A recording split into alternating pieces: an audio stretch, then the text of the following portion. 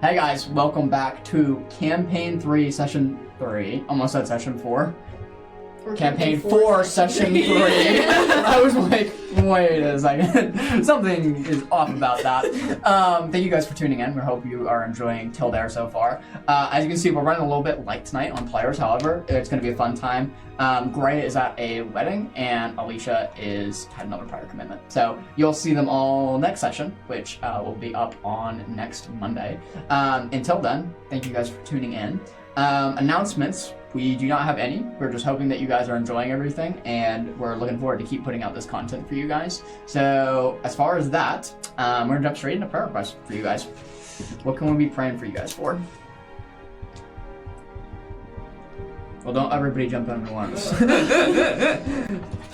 I'm trying to think of anything other than the usual School exhaustion. So I'll go school for all. Yeah.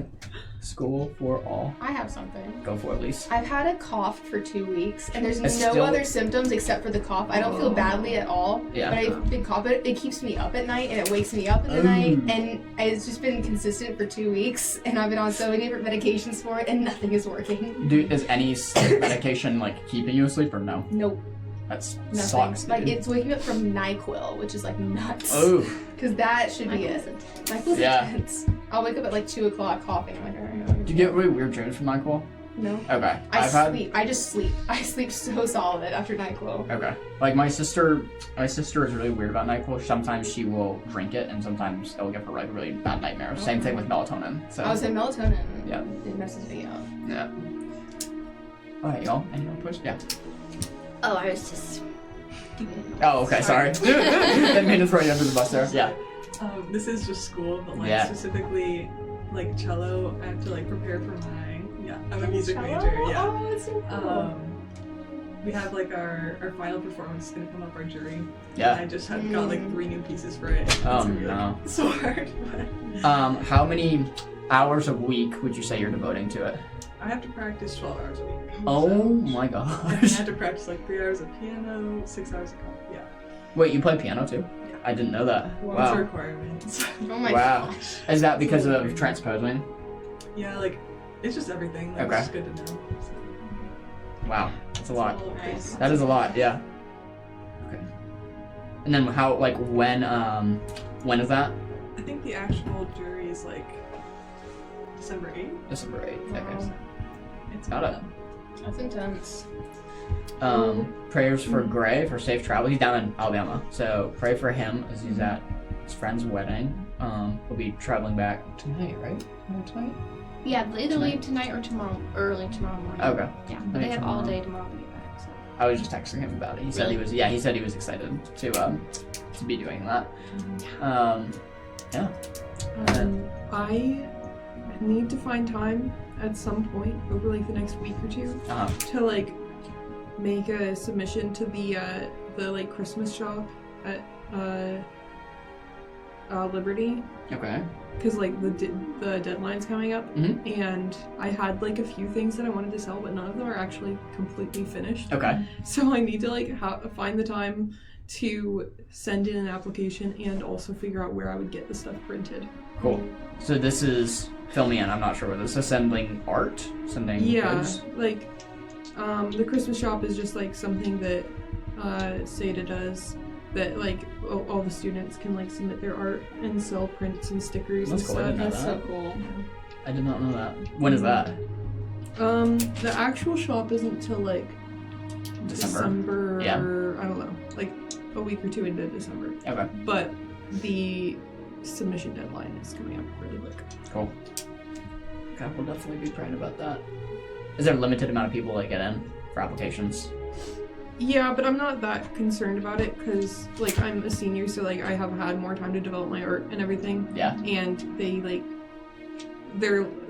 let people in based on like the quality. So a lot of the people who apply are freshmen who have all the time in the world. So That's too bad. I think it'll be like they'll have time to get in later years. Okay, gotcha.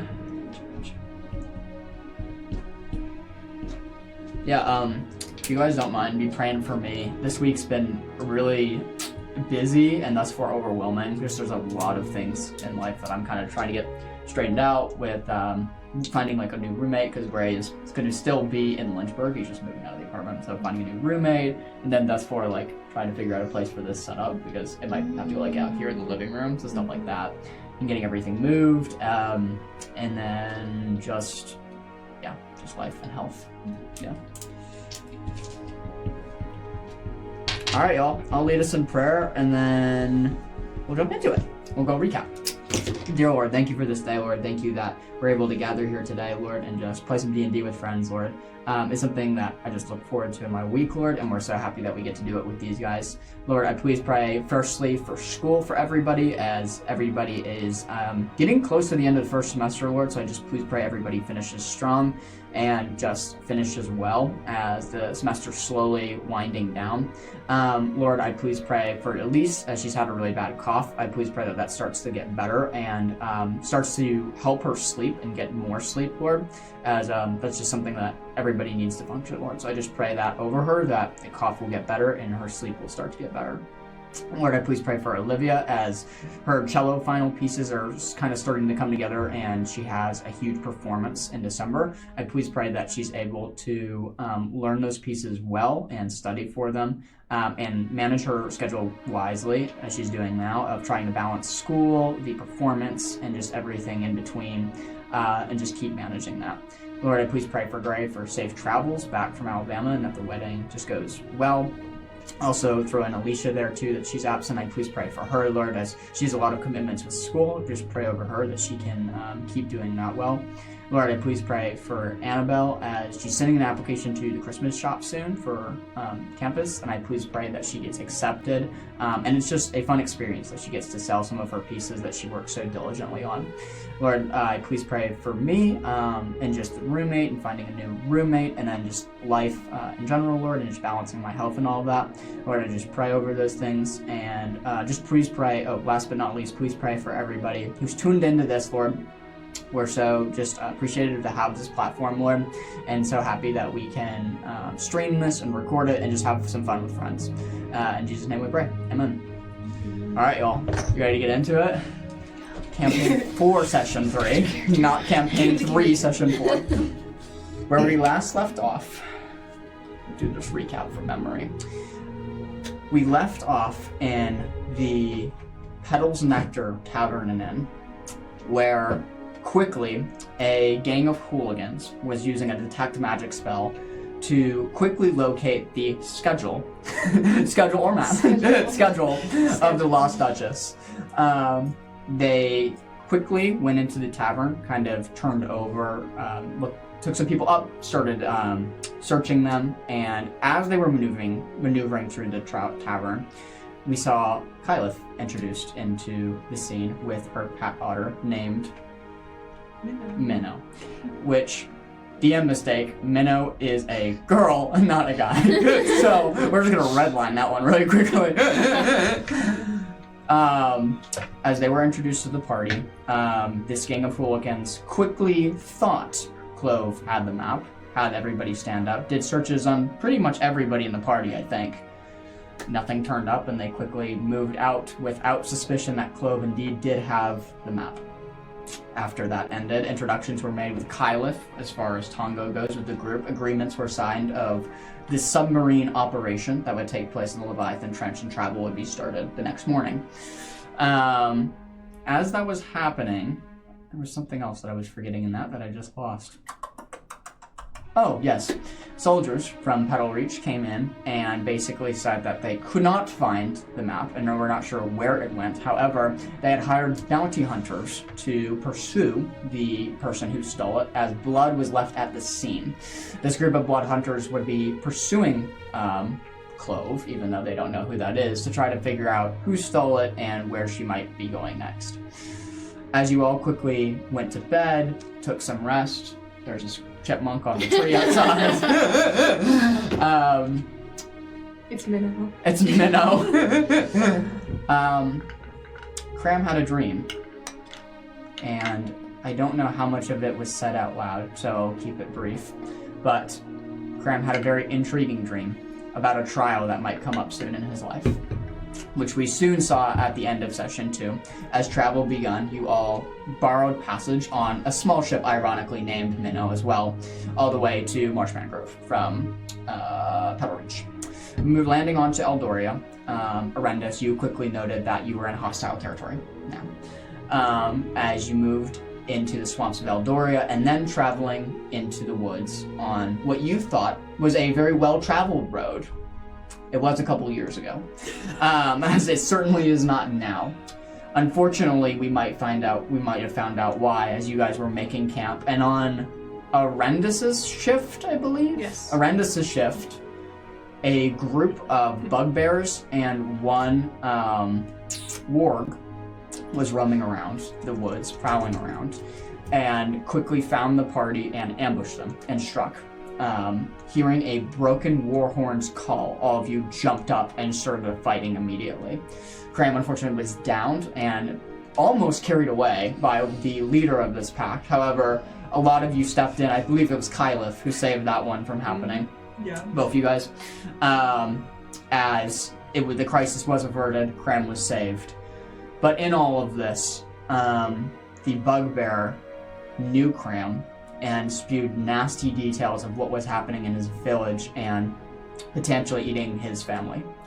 And where we last left off, you are all warming yourselves by the fire, trying to get a long rest after this very hectic night. As Cram is whimpering kind of in his little sleeping bag, kind of just trying to lull himself to sleep. You all are crowding around to see this very green, light green pulsating light coming from Cram's sleeping bag. Just this effervescent green that just kind of pulsates. I would say you would probably recognize what this is. Nobody else would, as you know he's holding tightly to the necklace that was given to him. Mm-hmm. As it's glowing with its magical power, you all sit kind of amongst the campfire. The stars are bright as ever. You can see the huge part of the galaxy just kind of over these parts as the towering pine trees that are above you. Kind of bloody carcasses are spattered around the little campfires. You all kind of sit there preparing for any long rests, as you guys can take your long rest actions right now, if you haven't already. Everybody good? Sweet. As you take your long rest and begin waking up the next day, it's in the afternoon time, as you guys have had a lot of rest, from the hectic night before, needing to rest and sleep. This is the day you should arrive at Levisora if you continue to go on this road. As you pack up the cart and horses, I ask you, do you still want to take this road, as you're only about a half a day's travel to Levisora now if you're moving quickly? I believe so. Okay. Does anyone protest in continuing this road? Okay. Yeah, so we'll continue. Sure. As you pack up the horses and the cart and immediately start down the road to Levisora, you quickly watch the landscape change, as it was about 12 p.m. by the time I'll say that you kind of set off from your camp. And you make your way through this very abandoned road through Eldoria. You kind of make your way past these large pine trees and oak trees. You can hear the sounds of the woodland fauna around you as you hear the birds chirping to each other. You see the Eldoria flora kind of growing amongst these parts. It doesn't smell as prolific as Petal Reach does with the pollen, but there is a just smell of just fresh air as you all take very fresh breath, or just very full breaths as you're traveling down kind of the horse and carriage. How quickly are you trying to get to Levisora? I would assume briskly, but we're not pushing ourselves. Okay. As you're moving down the road pretty quickly, go ahead and make me an instinct roll. I'm assuming you're driving the cart, as everybody's kind of... I would think so. Yeah, everybody's kind of bundled in the back. Go ahead and make me an instinct roll as you're moving down the way. I am going to say disadvantage, because you said you're moving briskly. Yep. Okay. Yep. By the way, if anyone's tuning in and unsure, it's Halloween for us. So that was an important announcement that I forgot. I was gonna say, are you gonna tell them why we're dressed up? Yeah, why we're dressed up. Or at least some of us are, yeah. Okay. Yep. My brain is working at like halftime. Okay. Hang on, you said that's instinct? Instinct with disadvantage. Okay. I got a 6 on the disadvantage. That's a 10 with fear. It's okay. It would have been a good roll. We'll be okay. As you're moving down this road that doesn't look very well traveled at all, in fact, a lot of the edges of this road has become overgrown with the floor about, being that it's so not traveled anymore. As you're moving down the cartway, you're not paying attention to the road and what might be in it, as you're paying attention to the general landscape, but smaller things you don't catch. As suddenly the cart lurches forward as you all kind of stumble forward. You hear a snap. One of the wheels of the cart's broken as it's landed in a potwall hole. It looks like one of the axles have just shattered. As the cart kind of comes to askew, the horses like kind of neigh up and like move up as they like give out this like shriek as they both land back down and kind of look to each other and like kind of like try to get their bearings. You can see the horses are now clearly frightened by this as you have all just stopped in the middle of the woods. Sorry guys, let me go check that. I'm gonna go up and go to like inspect the wheel and see if there's any way I can mend it. Rock's coming too. I mean, Tongo coming too. Rock. Tongo coming too. Yeah, as you near the wheel, it's a pretty clean break in the axle. Do you have any sort of repair kit or mending spell or anything that you think you could use? Prestidigitation, which says I can repair a small object. This would work. Would that work? Yeah, this would work, yep. Do you have to roll for prestidigitation? No, I cannot pronounce words today. I can't speak English. It's a cantrip. Okay, sounds good. So, please describe to me what this looks like, as some of them are in the cart, some of them are out of the cart trying to help you. What does this look like as you mend this? Yeah, so I just ask anyone who's like there helping to like hold the pieces in place as I just like sort of mumble a little incantation and like put my hands over the broken part as and like there's like a soft glow that's coming from like in between my fingers and everything as the wheel is like repairing itself.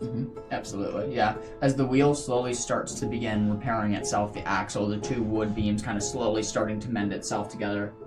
With a few minutes of work, it's quickly fixed, and it will hold up definitely to Livysaur, if not more. Possibly, maybe looking into getting an actual more suitable upgrade in Livysaur, but for now, it will definitely get you there. As you all kind of hop back on the cart, crisis averted, continue moving down, and about a mile from this point, you arrive at Livysaur. You all see, in front of you, as the suns are kind of up in the air, you hear the sound of what seems like seagulls as they're soaring above this massive lake. You all have come across Lake Selene. This is the largest body of fresh water in Tildare as a whole, as it is just enormous. Livysaur, you see this little coastal, beautiful town sitting on this lake. You see gleaming marble towers, golden domes, and it reflects the water well as the two suns shine over this place. The air kind of hums as you move into town with polite voices, polite chit-chat. However, what you all don't see, and what you would know based off your research of this place, is that this is a very political place. This is a place where secrets are traded, where religion is talked about highly, where information is gathered and sealed away in the vellum. As you move into this town, you smell the salt of the water coming off the fresh water. I guess it's a mix of salt water and fresh water as you kind of smell it coming off the lake as it just carries in the air. You smell the smell of parchment and fresh ink being written upon as your cart kind of moves past. It looks like a scroll shop of sorts of magical scrolls or information for the government. Another thing you notice, go ahead and make me an instinct roll. As you're rolling into town, you see political banners of houses scattered. What am I rolling on? Instinct. What kind of instinct am I rolling on? Like, can I use my Loreborn? Like, do I need... Good question. Like, yeah, it's about culture, politics, Yeah, it history. is about politics, so I'll let you roll. I'll let you roll with that. And you said it's instinct? It's instinct, yep. and I'll come right back to your roll. As you all roll into town, you see these political banners of houses. None of them you recognize, as this is a brand new town for you all. However, some are oranges with these beautiful sun emblem. You see another one with like a bull that looks like a bull rider, has like a red cape, and he's like taunting it with. And it's all on this one hall. It looks like maybe like a guild hall of sorts, as all of these banners are kind of coming together, and maybe their families, maybe their houses that are in alliance with each other in this one building. What was your roll? 29. 29? That's crazy. 29. Wealth of knowledge. What found of knowledge? As you roll in to Avisora, Arendis, as you're naturally a little bit more guarded, knowing that you're in hostile territory, you quickly examine the militaristic features of this place and who's about? Who's, like, is there a guard about? Is there some sort of policing force? What does that look like? As you're looking around, you see a couple of them darted around the city, large, tall figures dressed in crow gear, as each of them holds these blackened war pikes, black kind of capes rush down their sides. No part of their body is visible as they wear this black tinted armor. You would recognize probably from your studies of knowing eventually you would venture to Eldoria, but never come here, that these are elite Crow's Guard. These are genetically modified soldiers that the Eldorian government uses as their elite task force to keep the town safe. They stand anywhere from 7 to 8 feet tall, depending on the person. They are incredibly skilled at fighting, and they are usually known to be under like one headmaster, if you will, who controls all of them in the network. They are the policing force in this town. They keep everybody safe, and they are not to be messed with. I will say, with your background, you've also heard of them as well. A little bit less than her so much, but you would know of their prominence and their militaristic intrigue and fighting capabilities. Maybe from a little bit of PTSD as well, but that's an inside joke. We had these back in a few campaigns ago. So as you kind of move into Levisora, you begin to unload the cart. You quickly see, oh my goodness, the most important part of the city. In the centermost part of the city, you see the Great Library, the largest structure. It is called the Vellum Ray. The Vellum Ray is made of like this beautiful like white marble that gleams. It's very like shiny and polished as it's kept very, very clean. And you notice that it's legitimately like 3 or 4 stories tall. It's an enormous library. As you all kind of park the cart, I'll say, in like a horse barn, as you kind of pull it in. Welcome to Levisora. Yeah, Beckett is gonna get out, and first thing she does is she casts just appearance to make herself like look more put together, her clothes just a little bit more fine, and getting rid of any like blood or dirt that might still be smeared on her from the last night. Yeah, and she'll just turn to everyone. Well, I say we head up to the library without any further ado, but if any of you'd like, we could always stop in for just a change of clothes or something at an inn before we head up. Yes, dropping our things off at an inn would be a good idea before heading to the library. Does this place have a dress code, or he's got like blood on his hands? I've heard that the people here simply show favor to those who appear more put together, but it's only rumors, and the fact that I haven't seen anyone of our general appearance so far since entering. Right. Fair enough. Let's go to an inn. Alright. Yeah, so we'll just look for the closest inn then. Yeah, absolutely. You quickly find the Laughing Arrow. It is kind of a inn that is kind of, it's funny. On the outside, it looks like there are targets that people are practicing archery on the outside. So before you go in, it's like an archery range kind of affixed to the building, as the building is being used as a backstop for these targets. So a lot of people are like practicing their archery. You see like a family with little kids as they're like grabbing bows and arrows and trying to practice shooting. You do notice one elite Crow's Guard post up by the front of this building, as again, just chainmail, black, can't even see who's underneath the cloth and armor as you all move into the arrow, the broken arrow. The laughing arrow. As you all move into this place, you see it inside. It's quite nice. It is very natural in its usual in display. It's nothing too expensive, but it's nothing too low economically either. It's very, very nice medium. There's some nice plants kind of hanging about. There smells to be there's some food cooking in the back as it kind of wafts into your nostrils. It smells like a roasted pig as you kind of all move into the place. You kind of see there's a innkeeper who's like scrolling on some books as you all make your entrance. Yeah, I would like to just walk up to the innkeeper and sort of try to prop myself up so that he can see me over the counter. Just go, excuse me, sir, would you happen to have any rooms available? Well, good afternoon. I think we do. We have, let's see. He takes the scroll, kind of unfolds it. We have two rooms only. Would that do? Well, are all you good with sharing 2 rooms this time? Boys and girls sound good to me. Turns to the clerk at the desk. You have big bed? I'm sorry? Big bed. Oh. For monkey. We have kings, actually. King beds here in the establishment. So, largest. Do you have to pay extra? No, it's all of our rooms are the same price. Okay. Only one category here. If you want something nicer, I would suggest a lavish chateau down the street. That's alright. We're not gonna be here long. Okay.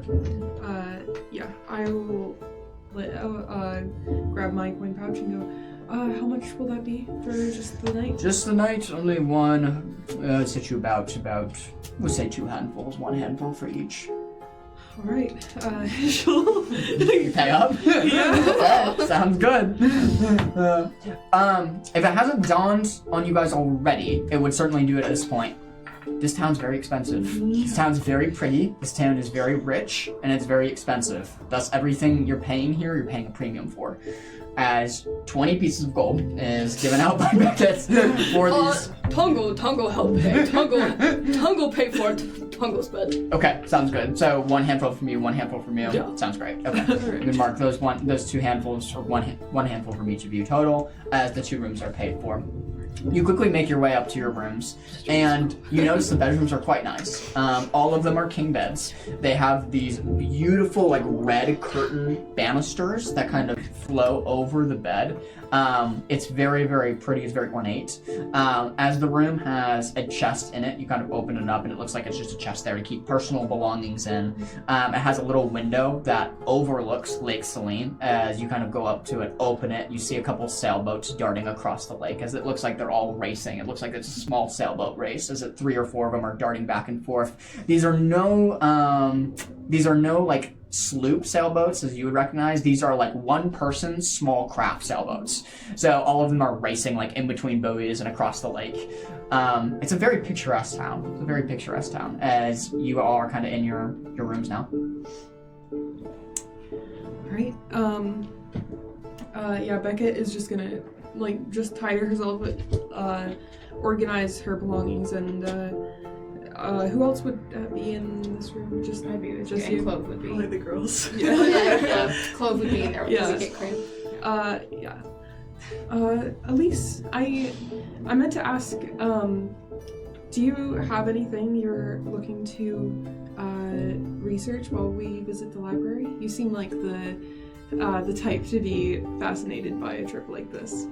I always am. My goal is to look for more about my deity from my land, though this place is hostile towards my beliefs, and so I imagine it'll be quite difficult to find information like that. I hadn't been aware that they were hostile here. Do you know why they would be? From what I have understood, the religion is outlawed here. Even signs of my deity are not allowed, are not permitted. what makes it such a threat to all of these people? Uncertain. Power is probably a likely source of this. People who seek power, who seek authority over others, typically stand in opposition of my deity Semolai.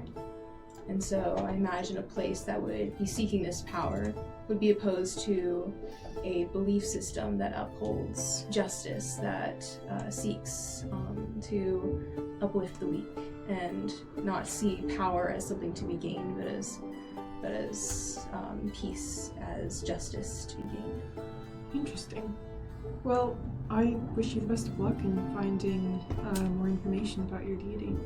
I hope for the best. It'll be difficult to find this information, but I'm devout and I will find it if it's there. What are you looking for? Yeah, as I mentioned before, I'm not as well versed in submarines and all of the intricacies of this adventure that I would like to. So I'm looking for whatever I can find that will help us pilot our submarine and just get us out of there alive. Something for our nautical adventures. And Clove? She kind of like takes her like hood off as the ears poke up like really, really tall as she kind of looks towards you.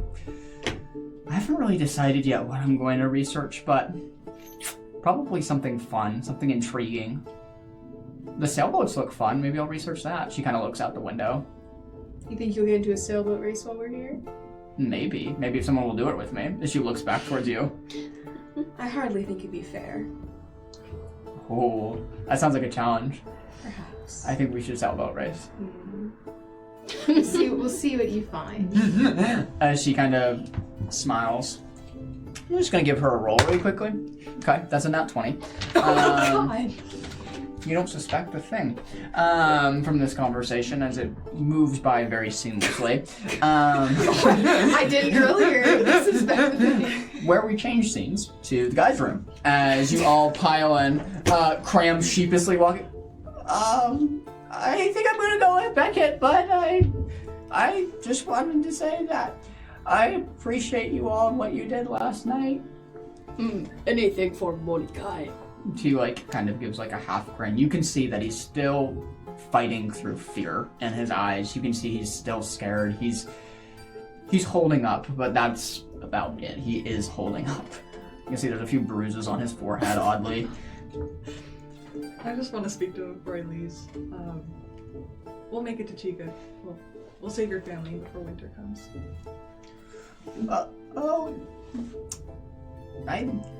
Thank you. I'm sure Beckett will appreciate that, and I do too, and I'm sure we'll have something for you guys for your help. As he kind of like sheepishly, okay, I'm gonna go, goodbye. Thank you again, as he kind of moves out of the room and moves quickly towards your room. You two are left there. So, Kylith, you ever been to this city before? I haven't. It's way nicer than what I'm used to. Same. Not my type. Ooh, look at the bed, how lavish this is. I don't think this is made for people like us, but Should we give it a test? he kind of like jumps out of the bed, like as you jump on it, it's so buoyant. It's so springy. As you jump on it, you fly like a foot above the ground. It's like boing, like that's a very nice pep in its step. As you can get some serious air time by bouncing off of it. As for some reason, it's just very, very buoyant. Tongo has fun on this bed for a little bit, jumping up and down, like, oh, this reminds me like the lily pads back home. I feel like Monikai again.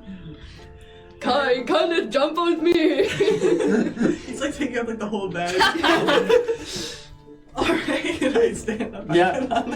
As you bing bounce on the bed, you don't realize how much sound it's making as a few minutes go by of your glee of jumping with one another before you hear down from, it sounds like the room across from you, shut up!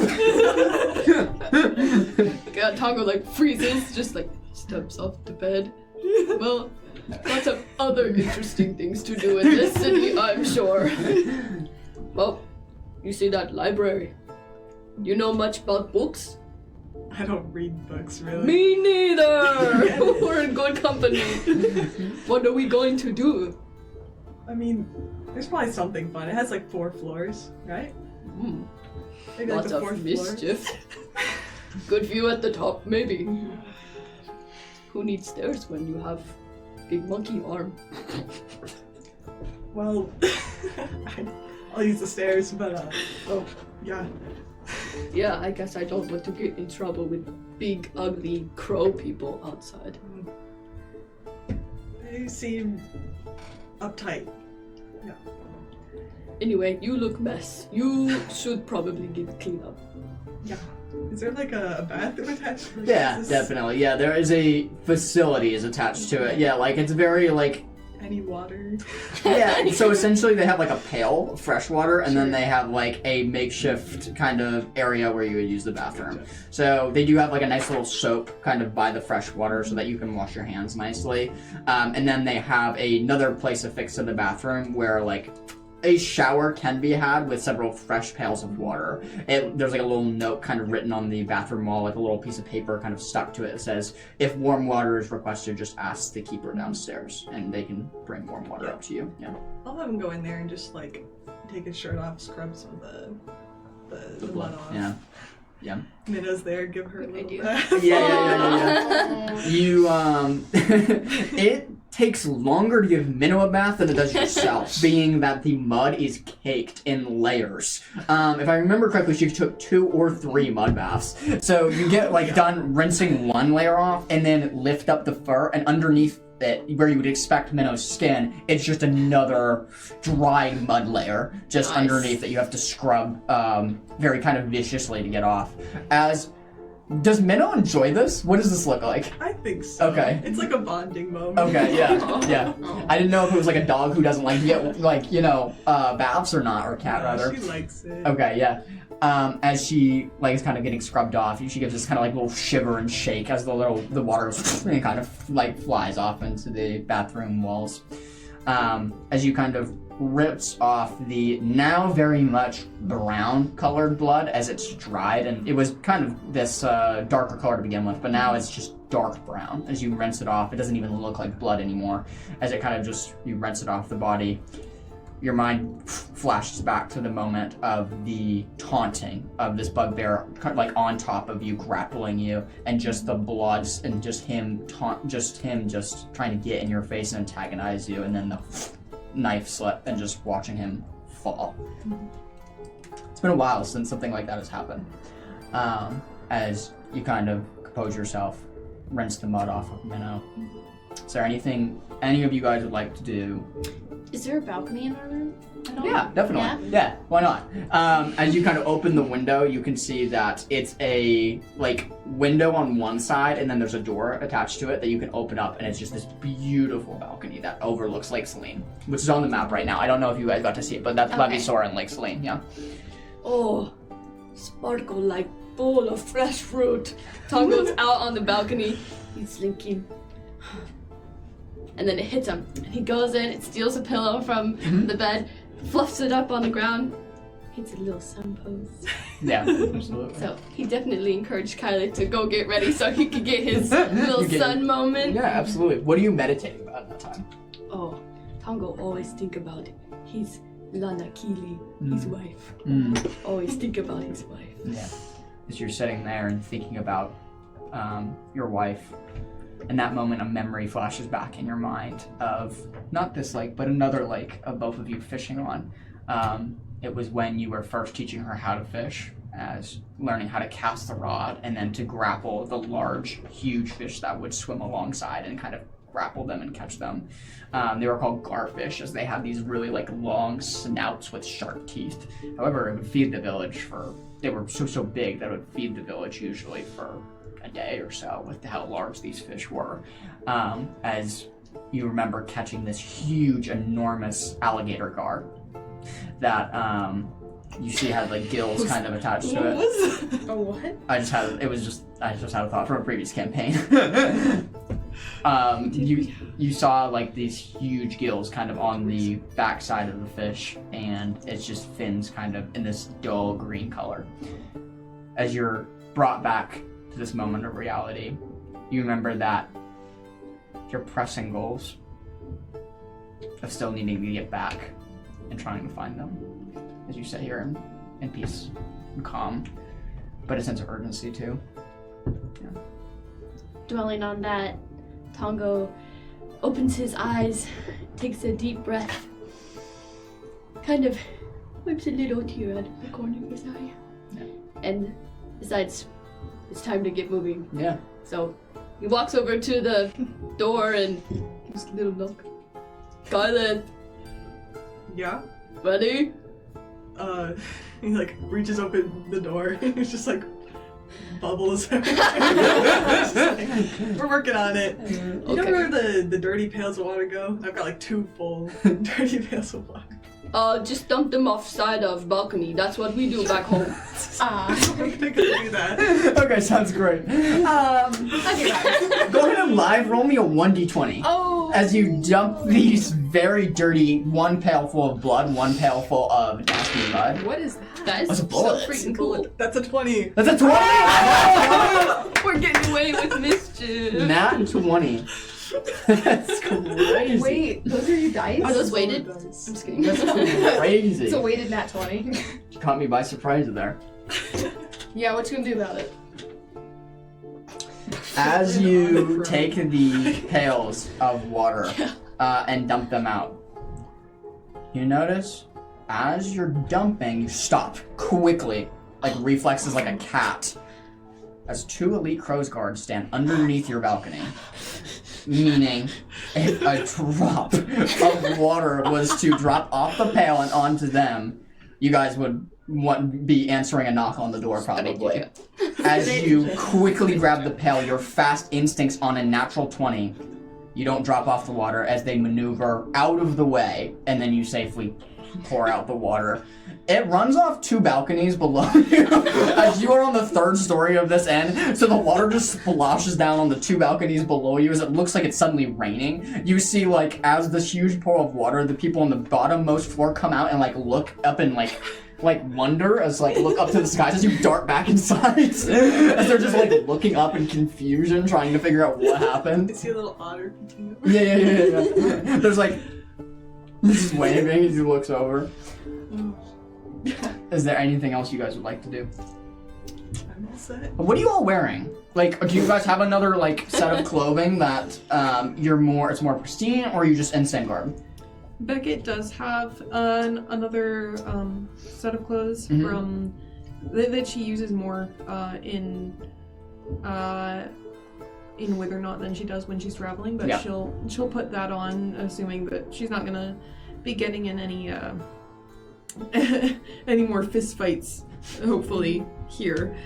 So she'll try and put on her nicer clothes, and continue using the adjust appearance spell to like get rid of any cuts and bruises, try to make herself look presentable. What do you look like? Your adjust appearance. It's still her. She just is getting rid of all of the dishevelment. Got it. Okay, perfect. Also, question about appearances. Are your markings showing? Yes. Okay, so they're present. As you all kind of gather yourselves, head down the stairs, and I'm assuming towards the Volmaray. How do you spell? Velumray. Okay, Yeah, I got it. the largest library here.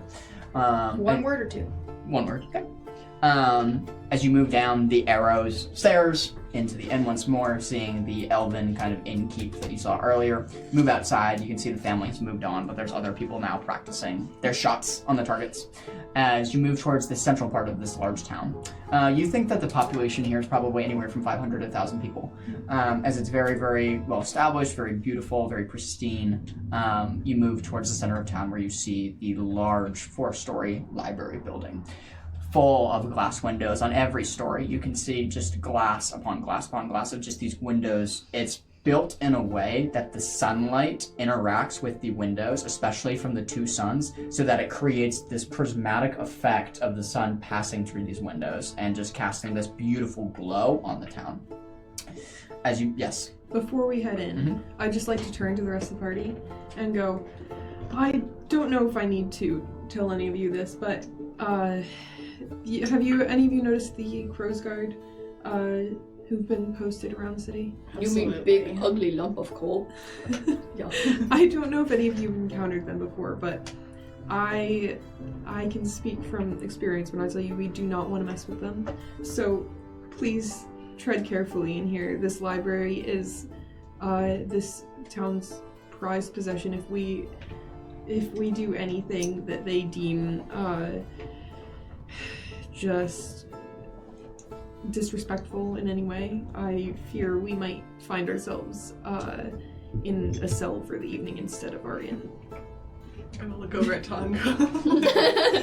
He's just grinning. He's like, Tongo act as prim as Daisy. Thank you. Oh, goodness.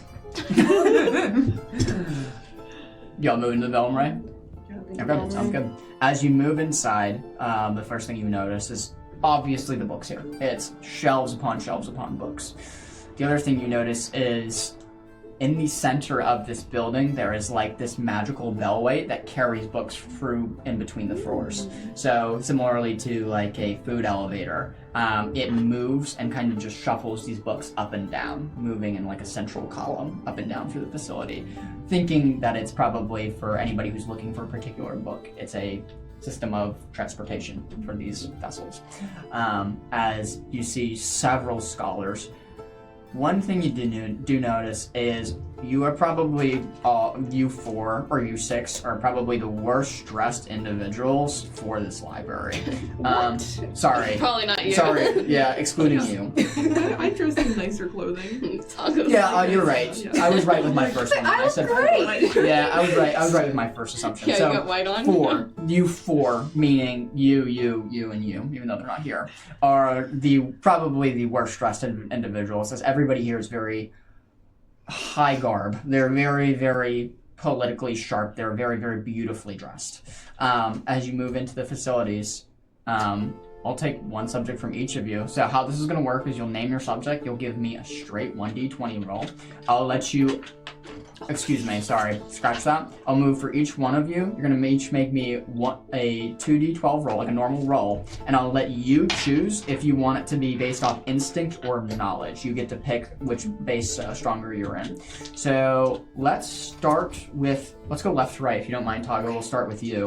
As what is Tongo looking for in this establishment? He's hoping to do some research. Okay. On books. Nice. Okay. Awesome. Just any sort of insectoid you can find. Sorry. He's looking for remedies for like lice, fleas, ticks. Okay. Yeah. That's any kind of little fur plagues. Mm-hmm. Yeah. And then what was your instinct or knowledge roll for me? I had a 12 with fear. 12 with fear. Okay. Noted. As you look around, kind of trying to find some natural ailments or things for cures of lice and stuff like that, yeah. Is there like a librarian? Yeah, good question. It looks like by looking around, there's like one central lore keeper. It looks to be, they're kind of this dwarven woman. However, you notice where usually you've seen dwarves in the past, they're very rugged, they're very, their facial hair is unkempt and grown out. The facial hair is very, very well braided. It is very tight. The hair slicked back in this like brown kind of ponytail-like look. He's very, very well dressed, kind of like in a suit and jacket with like a little pink bow tie.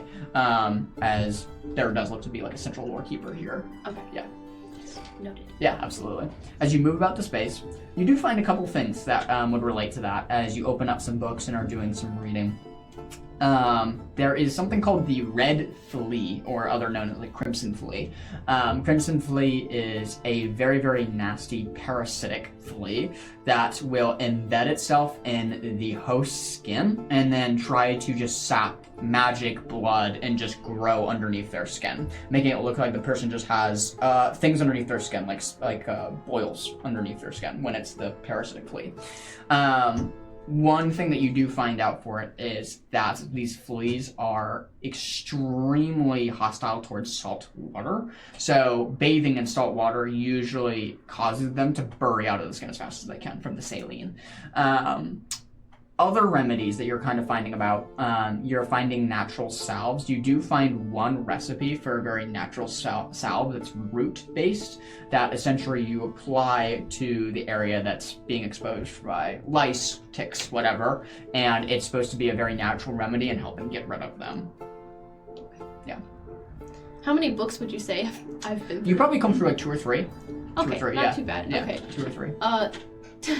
Tongo not really having having no experience in a library before, just takes the books and are we all like in I would imagine you're all separated, yeah. Okay, so he's just walking straight up to the desk and straight up to the dwarf lady with his books, and he just goes just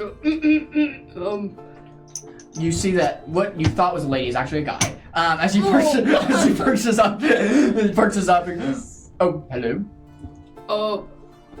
Good evening, sir. I need these books." Go ahead and make me a presence roll. Oh no! Go ahead and make me a presence roll. Okay, I've got 16 with 16 with hope's pretty good. Go. As he looks back at you. Yes, I'll just need some sort of identification. I am Tongo. Oh, I'm sorry, your city ID. Your Lavisor ID. We are travelers. Oh, visitors to the area?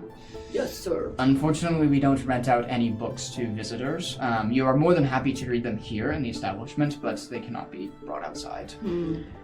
It's unfortunately company policy. I Thornscale understand. policy. Yes. Thank you very much for your assistance. He kind of like narrows his eyes towards you as he kind of like looks at you as you kind of move away. Still having the books in hand, as you can read them here if you want. Is there anything else you want to do? No, Tongo, just go find chair Sure. and read book as much as possible. Yeah, absolutely. As you're starting to absorb that information. Arendis, we get to you. Yes. What was your instinct or knowledge roll, and what is your topic of choice? Question. Yes. Can I use my community? What is your community? Well-read. Well-read? Yeah. I'll say you definitely can do And that. then can you use an experience? Sure. You can stack them if you want to. I'm gonna use magical historian. Ooh, okay. So 30's incoming. All of that together. 30's incoming. 30's incoming. 29. Yeah. Hold on. I can do this.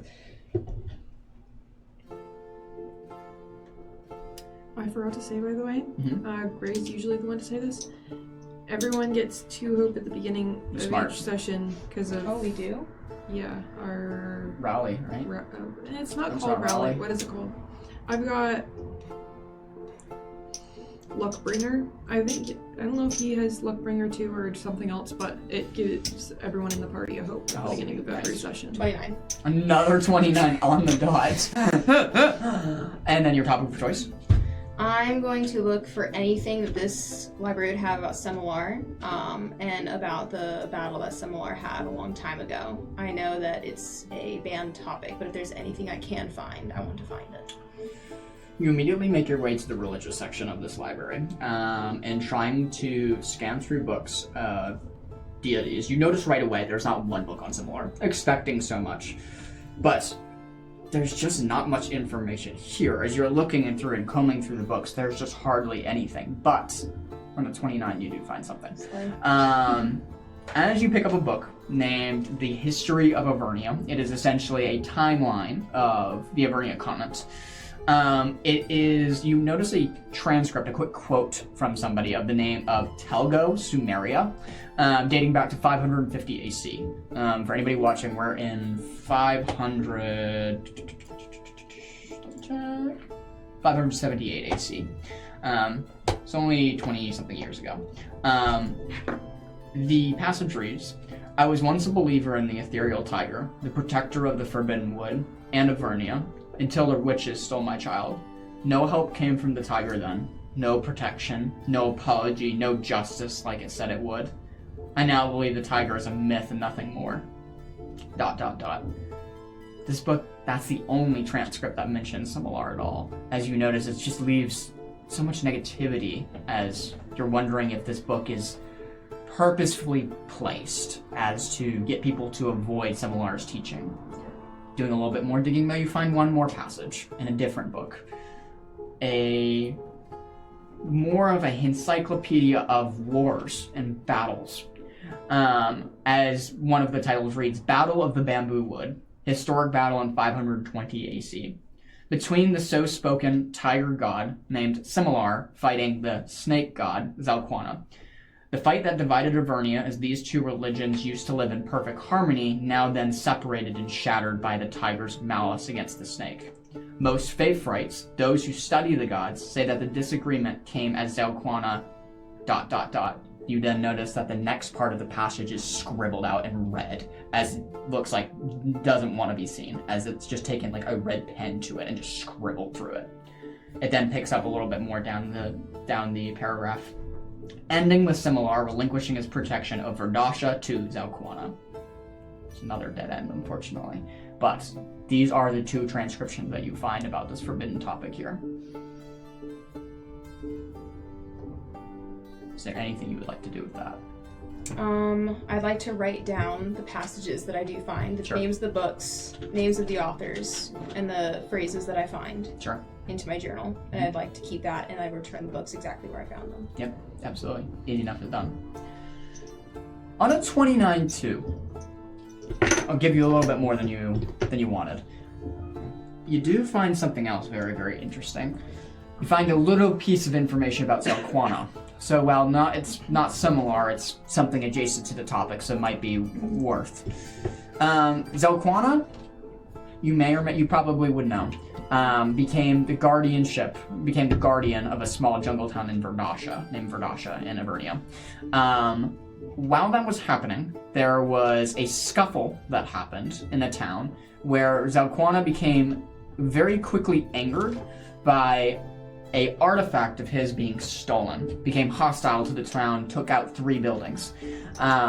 Ultimately, a pair of adventurers, or band of adventurers, figured out that the relic was stolen by a child, returned the relic, and Zalquana was appeased by this sacrifice, and thus is now in perfect harmony with Verdasha.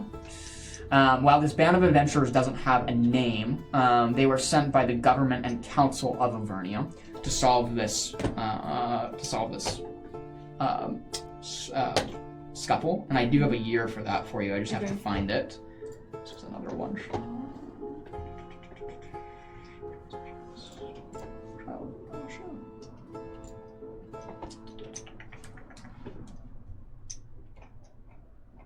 It's on my phone, so I'll get back to you on that. Okay. Great, just remind me.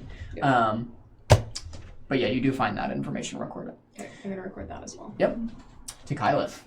Your instinct or knowledge, and then your topic of choice. My roll ended up being 13 with hope. Okay. I imagine Kylith going in.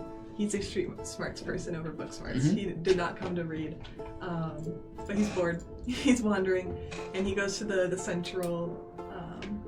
I'm not sure what you call it, more like the elevator, like the books. He's just like watching covers go by. Maybe he picks out like a children's book that has a fun cover, throws it back in, and he thinks, to cram into Arendis and how they seem to have some sort of faith, and so he decides to find something with deities. Yeah, absolutely. You move your way over into the religion section where you actually kind of bump shoulders with Arendis as she's coming out with some books that she looks like she's reading, and you go into the religion section and deities. I want you to go ahead and make me an instinct roll on top of the roll that you just made. As you're moving into this section, seeing these encyclopedias of information of amount of deities and history, and maybe an instinct roll. That's a 15 with hope. 15 is going to succeed. As you're moving into this little sector, I guess I will call it, of the library, you notice something that looks like a sailor's journal that just seems to call to you. It just looks like it has the appearance of a sailor's journal. It's leather bound in this wrapped leather. You can see embroidered onto the front of it is this beautiful ship that has this arching like humpback whale over the top of it, or blue whale. It's hard to tell as there's no color in this. It just almost is like someone has stained this into the leather. Opening this up, I'm sorry, what was your original roll that you gave me? 13. Some of this is written in a language, an ancient language that you don't understand. There are other parts of it that are written in common. So you get about I'll say 30 to 40% of what the book is saying. But the parts that you do get speak of a deity named Thal Oren, Thal''Oren. Thal Oren is the iconography, the logo of it is this huge whale that curves in like a gentle spiral, leaving a faint trail of like these little whimsical bubbles behind it. And the domain that it holds is the god of the sea, god of the ocean. It is known to protect the creatures under it. One myth that is kind of read over and over again in this book speaks of the first storm, and the first storm specifically being sent out by the unknown reach that whipped across towards the east. You recognize that there's probably some sort of hurricane that it's talking about that started in the unknown reach and then whipped its way across to the east. It talks that Thal Oren swallowed this storm as a whole, swallowed the maelstrom, and turned it into calm, thus birthing the tides that the ocean has now. You record a couple rituals and footnotes that speak of common knowledge that sailors sometimes offer tributes to this deity, which you've seen this actually before, you just didn't know who they were offering it to, as some of them take a single drop of oil or ink and put it into the water before their sail. They say a short prayer, drop it into the water using a little like eyedropper or something, just as a little sentimental little gift offering to protect them on their passage as they move through Thal Oren's domain. That is the information you gather, yeah.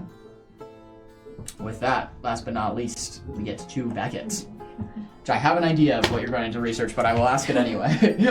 Yeah, Beckett steps through the enormous doors into the great library and just like takes a second to marvel at the glittering colors that are cast from all the stained glass and the bustling students and scholars, and just sort of stares for a moment as she's like overwhelmed, and she's just thinking like, in another life she could have called a place like this home. It's just somehow innately like connects with her, even though she's never been in a place like this before. And then sort of overcoming her little moment that she was having, she just sort of waves goodbye to Cram as he scuttles off to go look at like the druidic section, and she turns towards the nautical section. She's looking to research submarines, how to basically pilot them, how to, or captain them, how to, if possible, like defend them, everything about the trench, like just whatever she can do to prepare herself for the upcoming submersion. Awesome. So what was your role? I have not rolled yet. No, Can I no worries. add my experience? Yes. Okay. I know what it is. Yeah, that's why I cut you off. Okay.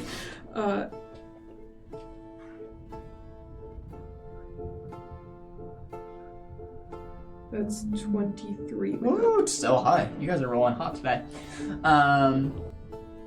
You do pull several pieces of key information as you pull out your depth chart that was stolen from the Ironstein. As you pull it out of your bag and kind of start looking it over once more, seeing the zone split up from the sunlit down to the abyss, down to the trenches. As you know, that is how deep you do need to go. You kind of look around and pull a couple books off about oceanography and submersible vehicles, and start gathering some information. We'll start with the submersible first, with the submarine craft. You quickly learn very, very key important terms that you would need to know to pilot this craft, such as ballast tanks, the propeller, the stern planes, and how they work.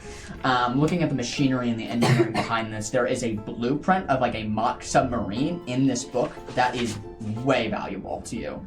Seemingly so that you really need it, as there's so much written on this sheet, it would be invaluable to you to have down on the expedition, as it's basically a working. Beckett will, as much as possible, she will use her spells to copy and transcribe the information into her notebook. Okay.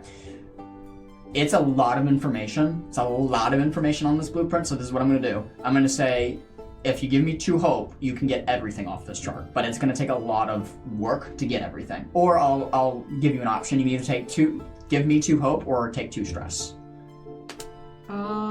I'll give 2 hope. Give 2 hope. Okay, sounds good. As you transcribe this blueprint near perfectly onto a kind of piece of paper using your magical spells, that's what you learn about the submersible craft itself. Looking into the oceanography as the trench and Leviathan Trench, you learn things that you already know of. It's the deepest trench in Tildare and some of the creatures that lay below. One thing that you do learn in a book that you didn't know before, reportedly 200 to 300 years ago, there was reports that huge creatures were coming into the sunlit zone and the twilight zone. Those are the top 2 layers of the trench, the closest to the surface. There were monsters coming up from the trenches, entering into those zones. So the Tildarians, and specifically the Eldorians, decided, what's a better way to stop ocean creatures from coming up than to make them have something to fear, and have them come up less, which the invention of depth charges were created. Depth charges, there's like a little sketch of it. It looks like an oil barrel. It's the size of an oil barrel. It's a magical device that, if interacted with, explodes on impact. Essentially a floating mine. These depth charges are set to specific depths down into the trench, specifically inhibiting anything from coming up, or hopefully going down if you know how to avoid them. As there's no particularly markings as to where these depth charges are, the one solution it does give is using sonar and the ability to move throughout the trench. A very measly fix, but a fix nevertheless. Alright.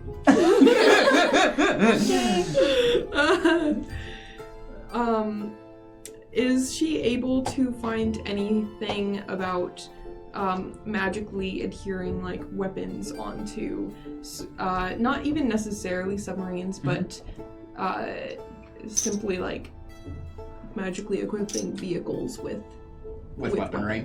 Yeah.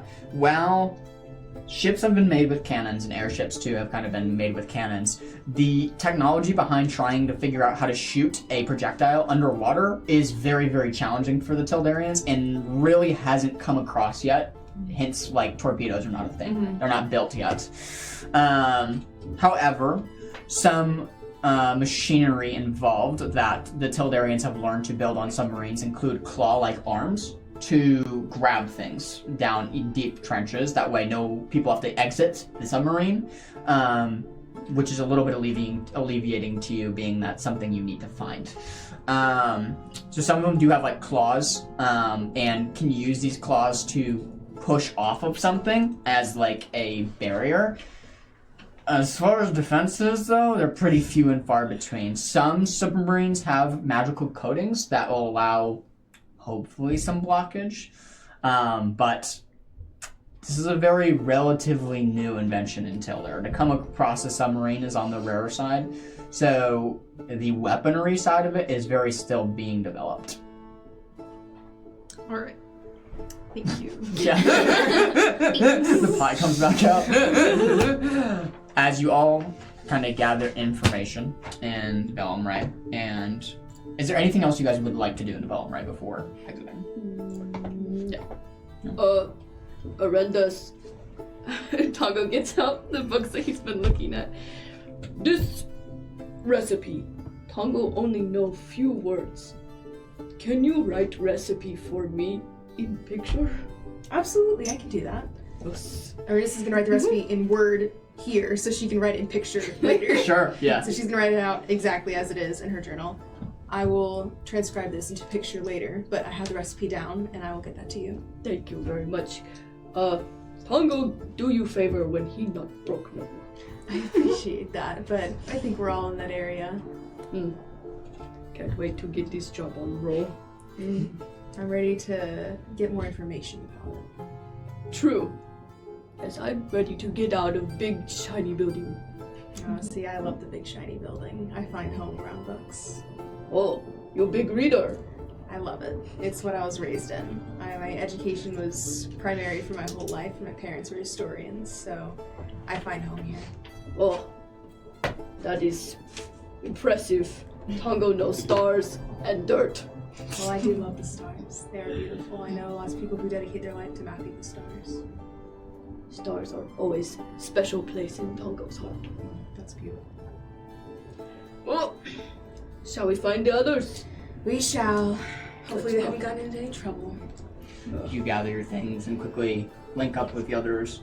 You notice Cram's missing. Not to the point of like alarm, it's just you haven't seen him in a while. So quickly looking about the area and finding him on the 4th most floor, the top.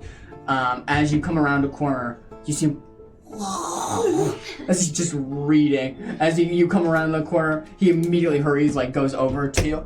Beckett, look what I found! As he like opens the book and shows you.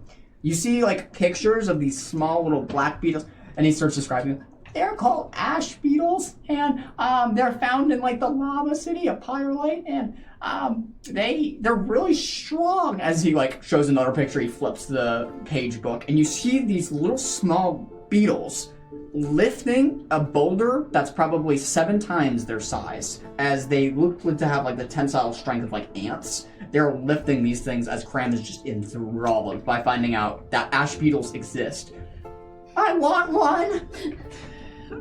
We gotta go get one, Beckett. Cram, Or like a whole colony. you already have a whole colony, don't you? You have the connector beetles? Yeah, I guess you're right. But I like these ones too. Well, oh my. Do you think Kylith would think we could go to the lava city? She's like a fish person, so I don't know if she'll like drown or something. You mean what do you mean lava city? Well, it's here in Pyrolite. He like flips the page and shows like a map of Tildare. He points towards the Serpent Isles. The city name is named Pyrolite, a place full of just magma. You've come across this in your research.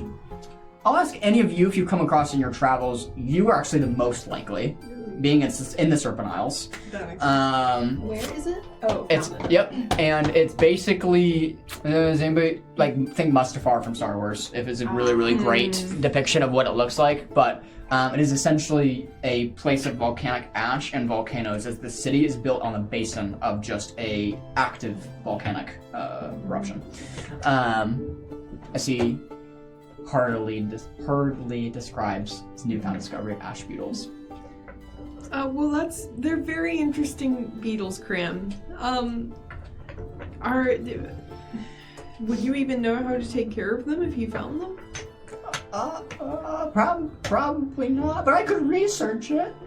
Why don't you do some more research? I would think that maybe those beetles like the lava city and maybe our home up in whether or not might be a bit too cold for them.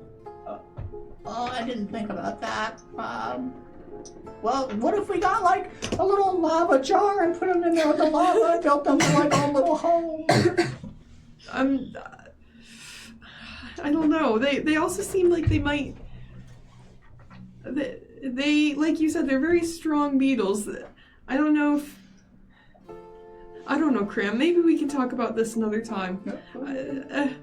I'm still trying to get used to your connector beetles. Yeah, sometimes the party. I don't think I've seen them yet, but I've been hiding now. Right. Well, make sure not to surprise them with them. Okay, I'll try not to surprise. Do you think any of them won't like the beetles? I think Clove might not like beetles. I don't know. If it was me, though, it would be quite a shock if they just appeared in the middle of a battle or something, or in the middle of the night if you were letting them out to exercise and someone just woke up and there are beetles swarming the camp. So just be careful with them. Okay, maybe I'll tell them soon.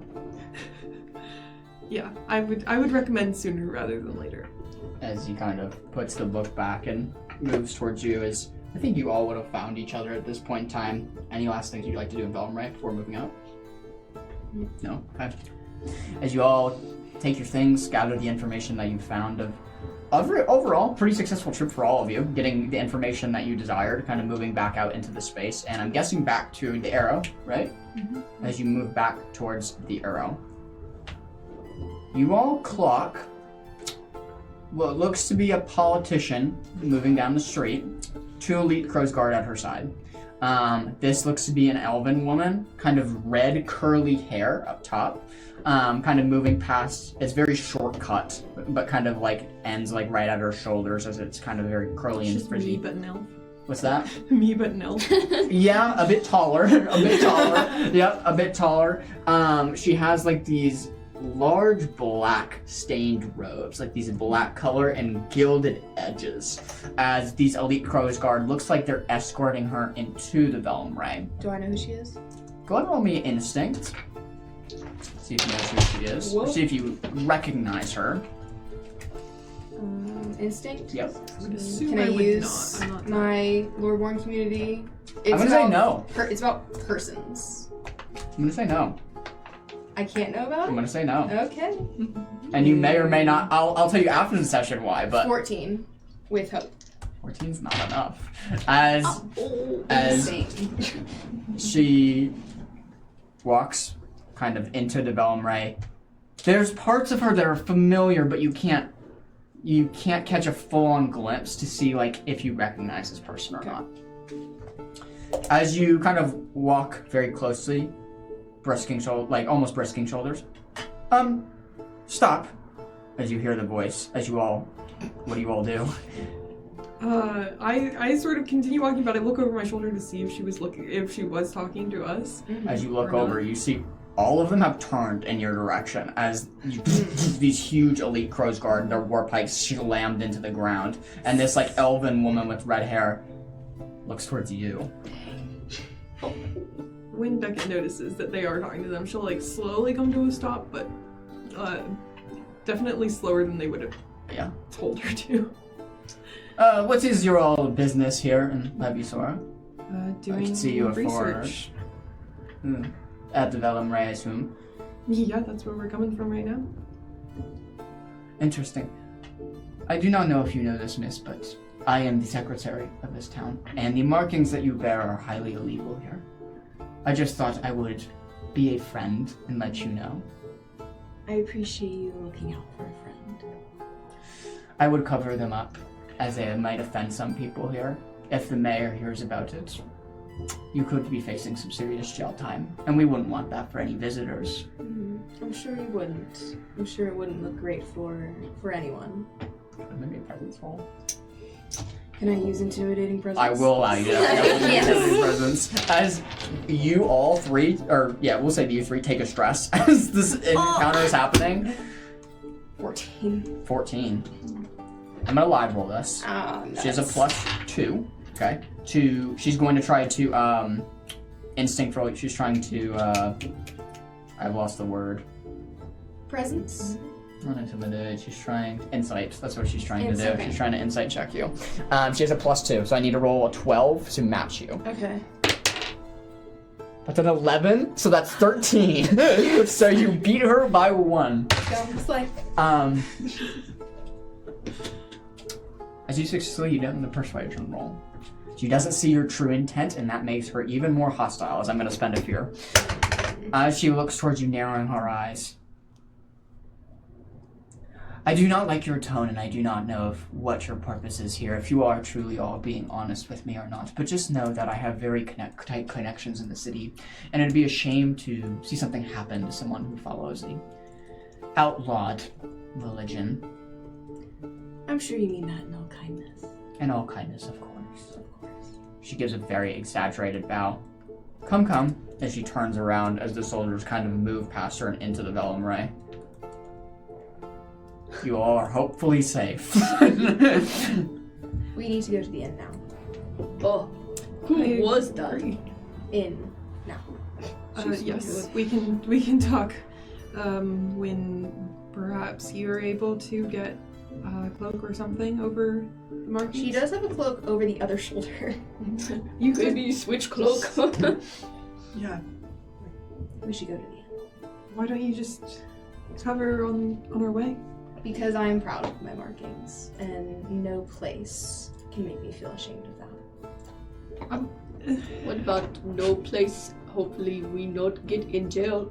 Yeah, I certainly won't, as long as we head back to the inn. Fair enough. All right, but I'm not going to tell you that standing up for yourself is wrong, but I would recommend covering up simply because these Crow's Guard, as I've mentioned before, are not someone we want to mess with, and I would rather not delay enough to wait for you to get out of prison before leaving on our adventure. Well, then let's avoid that. All right. So you move back into the arrow.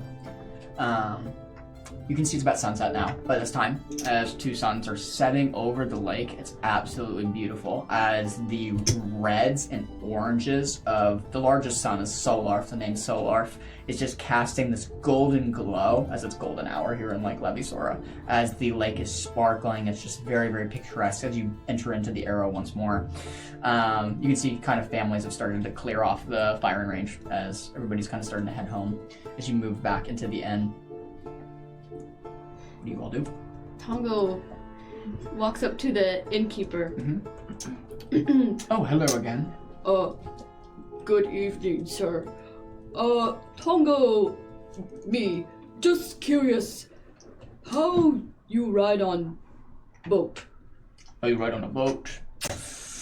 Well, I guess it depends on the boat. Are we talking like the racing boats that you see out on the lake? Or are you just thinking like sailing boats, like larger ships? Like racing boat. Racing boats.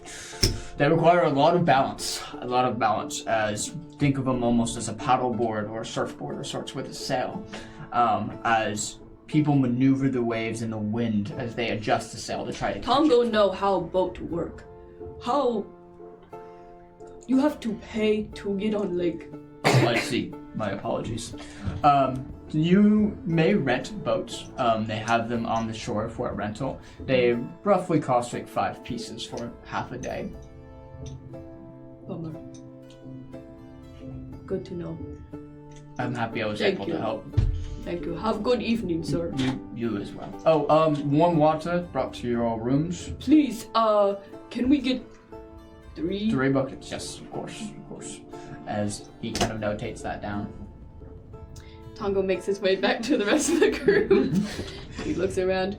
Look, we have worked our brain very hard in library and even met scary lady on way back home. I think time for fun tonight. Boat ride only 5 coin. Kind of looks around at anybody. I'm excited. That kid kind of has a little smile. How big is the boat? Can we all fit? No, 1 boat each person. Race. So 30 pieces of gold altogether for all of us. 5, 10, 15, 20. 25, 30. Maybe Cram, you fit on her boat. Oh, I don't like water. Cram, you be judge. Okay. Clove, did you ever... Did Cram ever teach you to swim? Oh, I'm sorry, Clove. She kind of like turns back, and Clove is kind of like flipping through like reading a book. She kind of closes it. Oh, I'm sorry. What? You mentioned you couldn't swim back at Petal's Reach. Did Cram ever teach you? No, I don't think he has. As she kind of like looks down to Cram, and Cram's like, I mean, I can teach her, but we're gonna do that tonight. I don't really like the water, especially at night. It's dark. You don't need to teach her tonight, Cram. I remembered you telling her that you were going to teach her, so I didn't know if you'd done teach her that in the yet. tub? Is there a tub anywhere? I don't think so, Cram. I think we've drawn enough attention to ourselves for one day. Maybe another time we will go on the Not boats. all of us.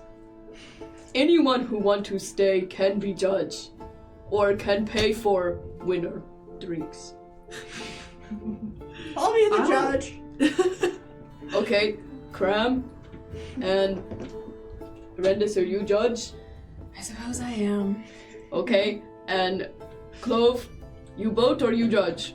I don't know. I don't really like the water. I suppose I'll try it. And she kind of agrees very tentatively. Alright. Let's hit the boats before sunset go down. Alright. Are you all racing there? Yeah. The suns are setting. Okay, sounds good.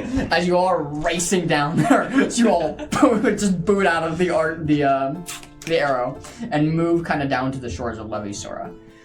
What you see is this is a beautiful, beautiful lake, and it's not. This is a very reminiscent of in our world New England style beach, meaning it's a very pebbly, rocky beach. This is not a beach full of sand at all. It's a very, very rocky shoreline. As it's beautiful, and you have these jagged rocks and cliffs. But the sand that is here is coarse and not beach sand. It's just not the same. It's not your typical beach. It's very New England-like. As you move down, you quickly see a little, it looks like a little beach shack of sorts that has several little colored boats parked out on a little dock that says rentals 5 pieces of a coin per person.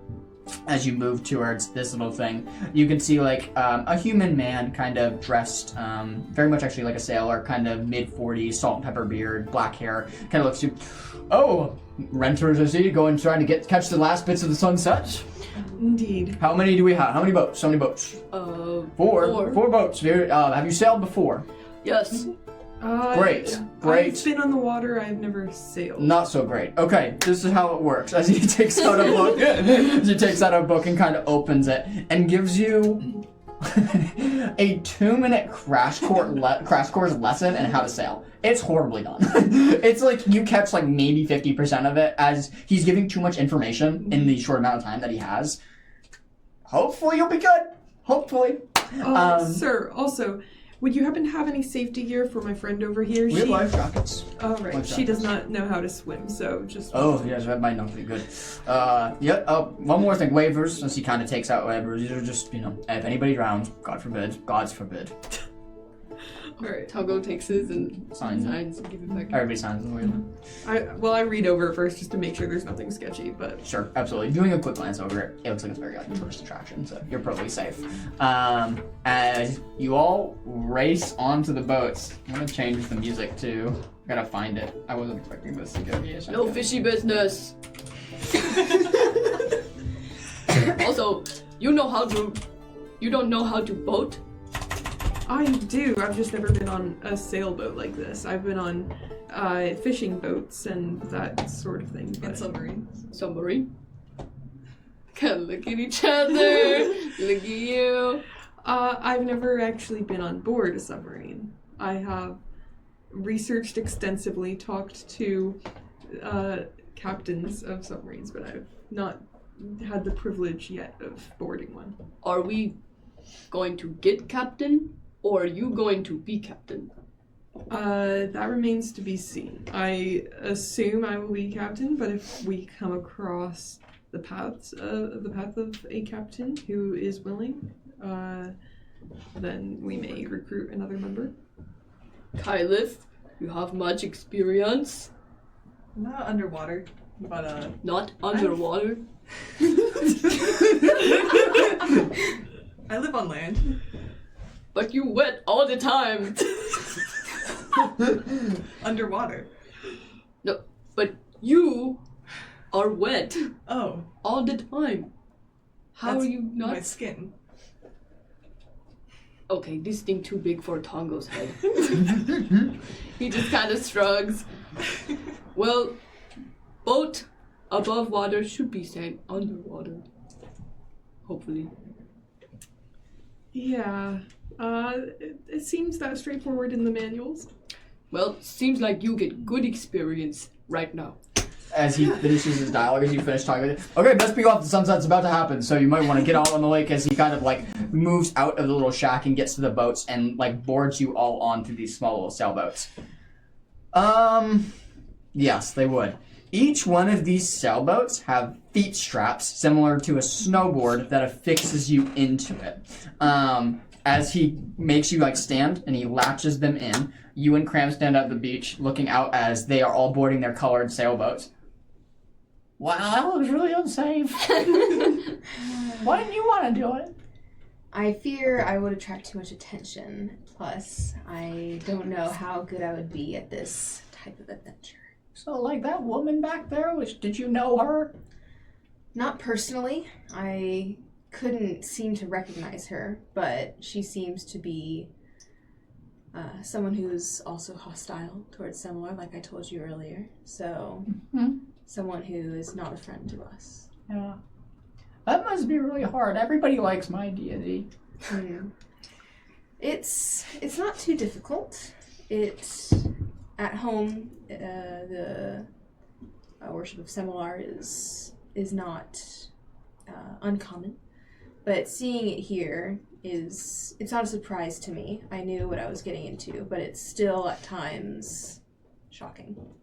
Yeah. So he kind of looks out onto the water, trying to search words of what to say. I hope you can find people who will listen and like them more, because they sound really nice. They are, Graham, and I hope you find fulfillment in yours. Kind of looks out, kind of at the sunset with you, which we take to you guys boarding your ships. No. You all board the small colored sailboats, and with each one of you giving a shove out into the water, you notice the wind pick up by an insane amount as you get out into the water, just like probably 20-30 feet off the shore, as the wind starts picking up like a pretty good amount, as you kind of start. I want all of you who's in a boat to go ahead and make me a finesse roll to try to control it. I'll roll for Clove. This is you trying to control it. Kyleth, you're definitely going to get advantage. Yep. You're going to be... Yep, go ahead. I don't know if this counts, but can I use my... you could say I'm handy experience. Yeah, oh wow. Do you want to use any experience? I was going to give you disadvantage, but I'll let you. I'm no pushover? Also, I'll say yes while giving you disadvantage, because I feel like you're the weakest at this now. You're so short. Would you disagree with me? Can't reach the ropes. If that's a fair... Would you disagree with me? No, I'm the weakest Okay. probably at this type of... Okay, so I'll say disadvantage, but apply your experience. Yep. As you all get out into the water, go ahead and make me those finesse rolls. What advantage do I get? Just a straight advantage to your finesse roll. So that D6, that D6. Yep. Come on. Oh my gosh, I rolled really... Got a crit? Oh yeah, I got crit. 12 crit. Oh, it's the 12? Crit. Oh. That's insane. I got one of the lowest rolls I've ever Oh gotten. no. Uh-oh. 22. Capsizing. 22 with fear. Let's start big first. As you quickly board onto this small craft, and you're quickly learning, you quickly realize that this is very easy to pilot for you. You don't know if it's due to your size and kind of tugging on the ropes and Just shifting like the home. sail. Yeah, or if it's something in your, with kind of remembering how to do that back home. This is very easy. It comes very, very naturally. And on a crit success, especially on 12s, I want you to describe to me how you maneuver this, if you do any tricks with it, like what this looks like, because you pull off something amazing. Yeah. Okay, so Tongo gets his feet strapped in. Yeah. We give a shove, and then as he realizes, oh, he's done this before, just in a different form, he goes, yoo-hoo! And like puts his weight on the back of the board and starts like shooting off. He's got water spraying behind him, and his, I don't know, let's say green, because my character's thinks green. His green sail's just flapping, and he's pulling on the ropes, skidding around these obstacles so tightly, and he catches wakes from other people's boards, and is just skipping around across the lake as you all fast hear, as he can. Yeah, as you all hear the yahoo as Tongo zips past all of you. Seemingly that there's a motor attached on the back of the boat or something. It just flies past you. You see him maneuvering around these sharp, sharp turns, pushing this huge wake of waves, some against other boaters and some against you as you're kind of getting this, the back wake from his boat as he's just maneuvering so tightly. Towards the end, you kind of slide the boat into almost like an e-brake drift and like start sliding it to like a stop just to show like how skilled you are with it. Where we go to you with your 22. Nice crit, by the way. So sick. 22. 22. With Fear Hope. spear. That's still really good. While you're not as able to tightly maneuver as Tongo, it's still really good, and it still comes pretty naturally, being that your background in sailing. As, is this one of your first time with a small craft like this, like a single person craft? I believe I've done it before, Okay. but not, Okay. not experienced. Sounds good. So as you're kind of trying to get used to this, as it's been a while, and trying to maneuver your way around the ship with your balance, right? You quickly find that this is very, very fun, and that the wind on the lake makes it super agile, so you can move in between these like floating buoys as you kind of race quickly behind Tongo, trying to catch him. You're like this close to catching him, and then Tongo does that e-brake drift, the water splashes up in your face. You have this huge wave that you kind of stop, and you lose all your speed before Tongo crosses the finish line. Where we go to you. What was your roll? Beckett has. The only thing keeping her going is her determination and competitive spirit. She's a bit too rough with like all the maneuvering. She's not quite as nimble as the two of you. It's just being too rough with it. But she got a 7 with fear. Oh no. Oh no. As I'm gonna spend a fear to make this worse. As you are piloting your small ship, the first bad thing that happens is there's seemingly no wind. Like, you don't understand how everybody's flying past you, and you're sitting there, and there's no wind. What you don't know is your sail's not adjusted properly to catch it.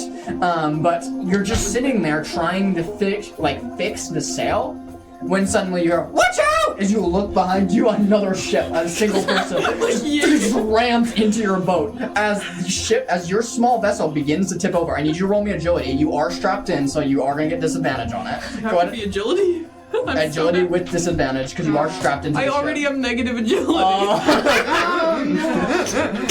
As someone has run into your boat on accident, they're trying to recover. Can I once again use my experience of no pushover? Yeah, I'll allow you that, yeah. Okay. Alright. And you said with disadvantage? Oh yeah. You were just rammed. Okay. Okay, that's interesting. I got like a 1 and a 12. Okay, 13. Yeah, that would be disadvantage. That is an wait, I didn't have this. Wait. 13 with fear. Okay, gonna take that fear back I spent on you. As you. Can I add a prayer dice to her? He added after the roll is done. If it says after the roll, we'll allow it. Okay, go for it. Add 3. Thank you. 16. That actually makes the difference. That actually makes the difference. I appreciate that. Yeah. The judges are being a little bit. Sure. What I want from this is, you just saw she was rammed. How do you help her in this moment? In this moment, I saw she was rammed. Yep. I'm not trying to aid in the competition. This is not what I'm trying to do. I'm trying to avoid her getting harmed. So I extend my hand towards her. Sort of golden sparkles come your way, and they assist you in your agility. Alright, thank you. As you feel this magical blessing summoned upon you, you notice you're more agile. As you are tipping forward the bow, almost like this, you quickly regain your balance, putting all your weight on your back as it slims back out as the boat goes flying in front of you, the one that rammed you. Can I tell that the assistance came from Arendis? Sure. Alright. I'm just gonna sort of make a wave to like in things. It was one of the people on the beach, Cram or Arendis. Yeah, guessing it was Arendis being Cram's abilities. As you make your balance back, you kind of look off to see Tongo and then Kylus immediately crossing the finish line. Where trailing about probably a third behind them, you see Clove trying to learn how to work the vessel. You can see she's very stressed out and trying to manage all of this, and as she gets splashed by a wave, you can hear like as she like starts yelling at like the person who passes her. As she comes in third place in this race, you regain your composure. You can either do the whole course or just cut around and go to the finish line. It's up to you. What would you like to do? I'm convinced. like, I will not just give up on this. I'm going the full route. Okay. As you learn, as the full route, it takes you a good 20 to 30 minutes, but you quickly learn of that the mistake that you made was that the sail wasn't proper and that the rudder was pointed in like a direction of neutral, meaning it's not going to move very much. It's just a floating stature of the rudder. So as you put the rudder back into place where it should be and then affix the sail of what direction the wind is blowing, you notice you pick up speed. With a few tries, you will learn how to do this. It's not the prettiest, but it's succinct enough. As you cross the finish line, 20 minutes after, but... Sort of exhaustedly, like, making my way up to the rest of the party, I'll just go, I call for a rematch in some other way, because that was... Shameful. I'm just kidding. No, you're not. Yes, you learn quick. You make good captain in future. Captain, my captain. Thank you. But yes, I have my own set of skills, and apparently that cannot be added to it. So, yes, a rematch in another fashion at some point. Kylus, you look like flying fish out there. Where you learn to sail like that? I've been on boats my whole life. Since 12. Worked on docks. Whoa. Lots of experience. How did you learn that? His pride's a little wounded. Tongo grew up on land and Hop Islands. So Tongo know wagon and he know raft. Yeah, he do that for Lanakili. That's why he soars so fast, cause he have love. Anyway, Tongo win, so Tongo get pig tonight. Who pay? I'll pay. Seeing as I am the loser. Well, not everyone loser, we all get to eat pig. True. Anyway, we call it a day? Let's call it a day. As you all head back to the Arrow, where meals are had, kind of about this space, you all kind of catch up and eat and drink with one another, kind of talking about your most recent adventure on the lake, and all kind of racing on these small speed craft. You go ahead and make an instinct check. And what was it? I was gonna ask if we ever paid for the boats. Like, did anyone? Nope. Okay, I'll pay it for them. How much was it again? Oh, I thought we were just gonna get The boats. Oh, the boats. Yeah, it was 20. It was 20 for all of you. 5 pieces each. Okay. And a handful's 10, right? That's correct. So 2 handfuls. Yeah. Alright. And then... She's loaded. Dang, girl. I'm like never gonna bring up. Well, I was thankfully prepared to hire more party members than we have. Ooh, that's a crit! That's a crit? Yes! Finally! It's a I've crit. been It's a crit well needed in this time.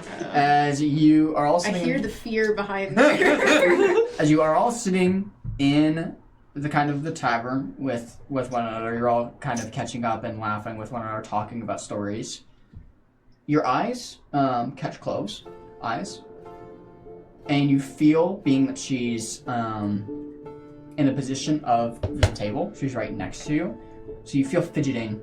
You feel fidgeting underneath, like near her legs, where you just kind of feel that, look down, and see a corner of something. See a corner of what you think was what was stolen a few nights ago. As you take a look and you see her put it kind of into her pocket really quickly, it looks like it was falling out and she had to put it back in as fast as she could. My suspicions are rekindled It after she looks- put them to rest. It looks like you have spotted what you think is the lost schedule of the Duchess. It's not confirmed yet, but you think that's what it is, as your suspicions are rekindled once more.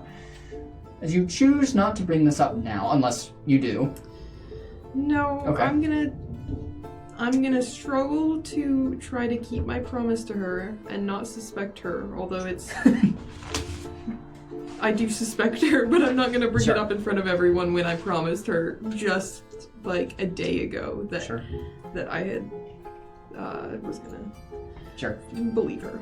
And then what I'm gonna do here is, for sake of expediency, if there's anything you guys want to do in the tavern, I'm gonna give you like one long rest, and then we're gonna go to traveling to Corvin Bridge, specifically to Leviathan Trench. As I'm guessing, you've all had enough time in Levisora. Does anybody want to do anything more here in Levisora? Cool. Everybody can take their long rest actions. You all have a good meal, a well-deserved meal. The roasted pig is has this barbecue rub on it, and it's so good. Has an apple in its mouth. You order one pig for the table. All of you just dig into this pig. So to about the pig is gonna be 5 pieces of gold, and then we'll say with drinks for every. Are you paying for everything, or just the pig? I'll pay for everything. Okay, we'll say just 1 handful for the whole deal. As Beckett covers dinner. As you all have this very nice feast here in the Arrow. You quickly have a nice rest. You guys all can make your long rest actions once more. And for sake of expediency, you get on the road to Corvin Bridge. Corvin Bridge is known to be the bridge that sits above Leviathan Trench. That you look down and you can see the trench underneath it. This is the bridge that connects the main continent of Eldoria to the capital of Ravensloft. Yeah. Are we walking or sailing there? I would imagine you'd be walking with the horses and cart that you have. Oh yeah, I forgot that we had those. Because I guess you could sail there. So it's really up to you, but you do have those horses and cart. It's about. What would the time difference be? It's going to be about the same. Okay, then we'll It's going to be about the same. travel by cart. Okay. I would assume. Sounds good. As you make your journey, I'm just going to expedite it, and it takes about probably 3 to 4 days of traveling, as no more hiccups happen, no more broken axles, no more attack from bugbears, as you all find peace. Before moving into Corvin Bridge, and specifically the eastern side of Eldoria, you all marvel as you come across the Starfall Mountains, or the Starfall Peaks. This is this mountain range that is east of the Shrimwood on the map that you guys can see in front of you. The Starfall Peaks are known to have the best meteor showers and the best falling stars. Falling Sky Peaks is the name of the mountain range, and Starfall is the name of the city that occupies this region. As you are journeying through Falling Sky Peaks, you all beautifully see an aurora borealis filled with shooting stars, as it looks like they're just crashing down into the earth. It is a beautiful natural wonder that you all see as you pass through this region. Just the night sky, there's no light pollution here, so it's just so bright, the stars and the beautiful lights that you see above.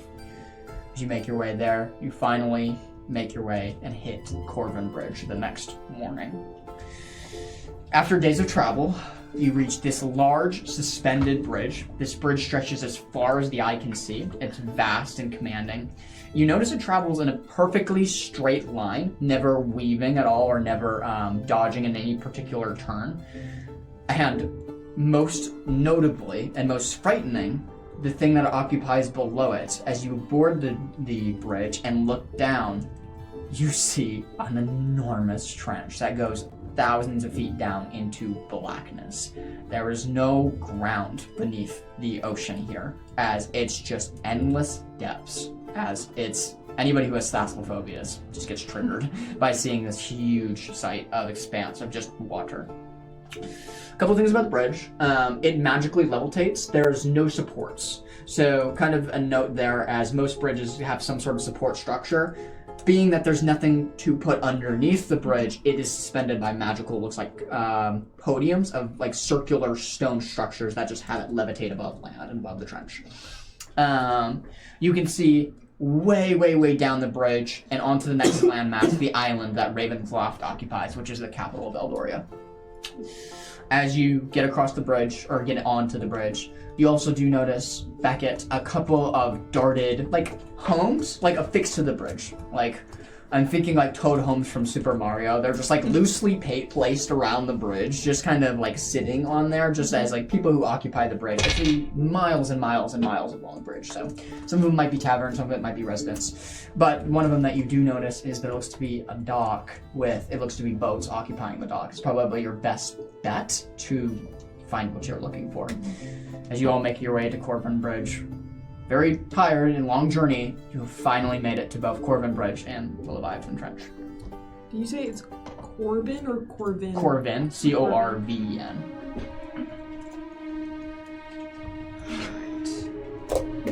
Well, this is it. I suppose now we need to try to find a vessel to captain, and possibly a captain to go with it. Do you have ideas? I think I know the place to start, and I'll like motion towards the building we saw that was looking like a dock or somewhere to rent boats, and I'll just start heading that direction. Sure, absolutely.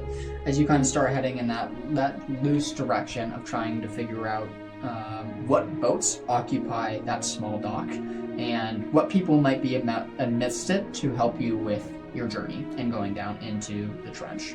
As you move there, you quickly see harbor is the wrong word. A small alcove of ships kind of attached to this little small, loosely built dock.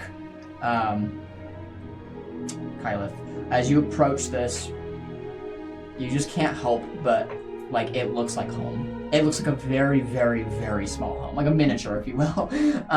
But it just reminds you as you kind of approach it. You see all of the multiple ships kind of gathered here. A lot of sailboats, not the single ones that you just raced a couple nights ago, but these large ships of galleon, frigate, and sloop size kind of affixed to this small little platform. And that's when you see it.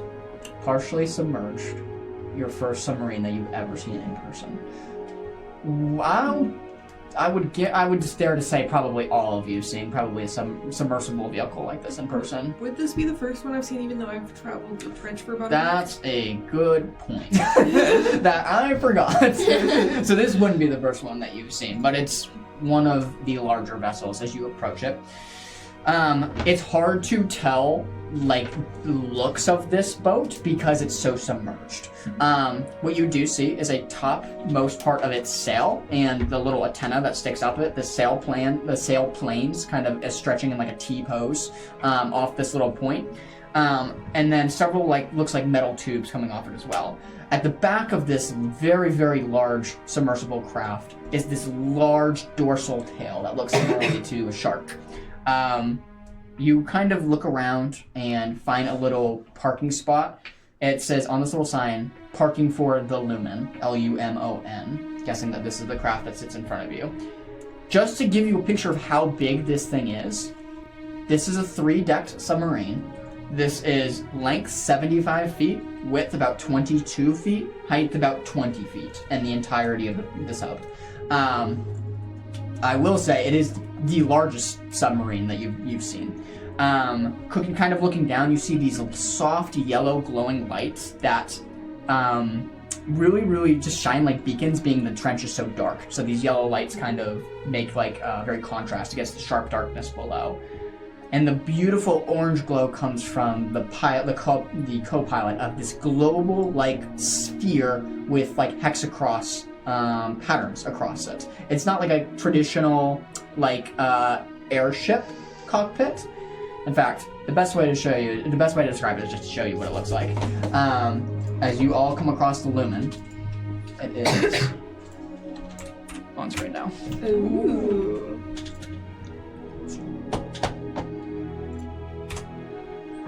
As you are kind of looking at it, examining it as it sits very partially submerged. It's a little bit bigger than you bargained for. Just a tad. This looks like it's crewed by multiple people, a lot. Probably enough that a frigate would hold 20 people or so. But it's the only sub on the platform. What would you like to do? Interesting. Can I see any sort of captain anywhere? Yeah, looking about, there's no captain present. There's a lot of dock hands here, though, on the dock, kind of talking amongst each other. It looks like there's one crew loading up their frigate. You can kind of see cannons kind of loaded up and affixed in place. Their flag, you do notate, especially you. It is a white flag with a red X kind of crossing from the 2 points. Avernia, go ahead and roll me an instinct check on that flag. Somewhere close to home. 16. 16 will do it. Let me make sure I get this right. 16 will do it. Those are countries. Livernia. That is a flag of the Sanctuary, the capital of Avernia. Meaning this is likely kind of weird that it's all the way here in Eldoria, but that is a capital ship, capital frigate. It looks like pretty militaristic. That belongs to the capital, the Sanctuary in Avernia.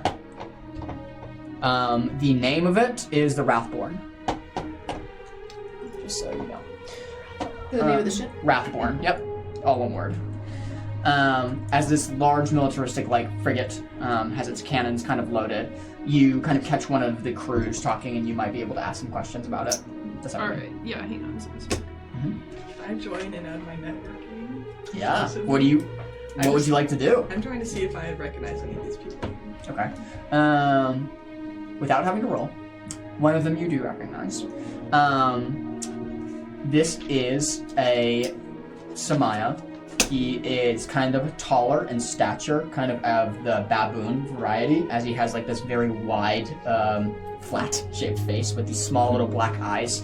He has a very pronounced nose with blue and red rippling off of it. This stark black fur. As he's loading cargo, you recognize this as someone who used to be in your hometown. His name is Highland, and judging by his garb that he's wearing now, he's had a change of occupation, I guess is a fairer way to say it. It looks like he's now working for the government. Working for the Avernia government. Yeah. Did you want to find the submarine captain? Yes. I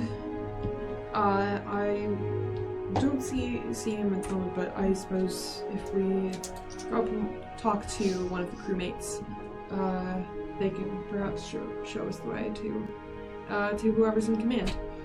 So I'll walk up to someone who looks like they're connected to the crew of the submarine. Mm-hmm.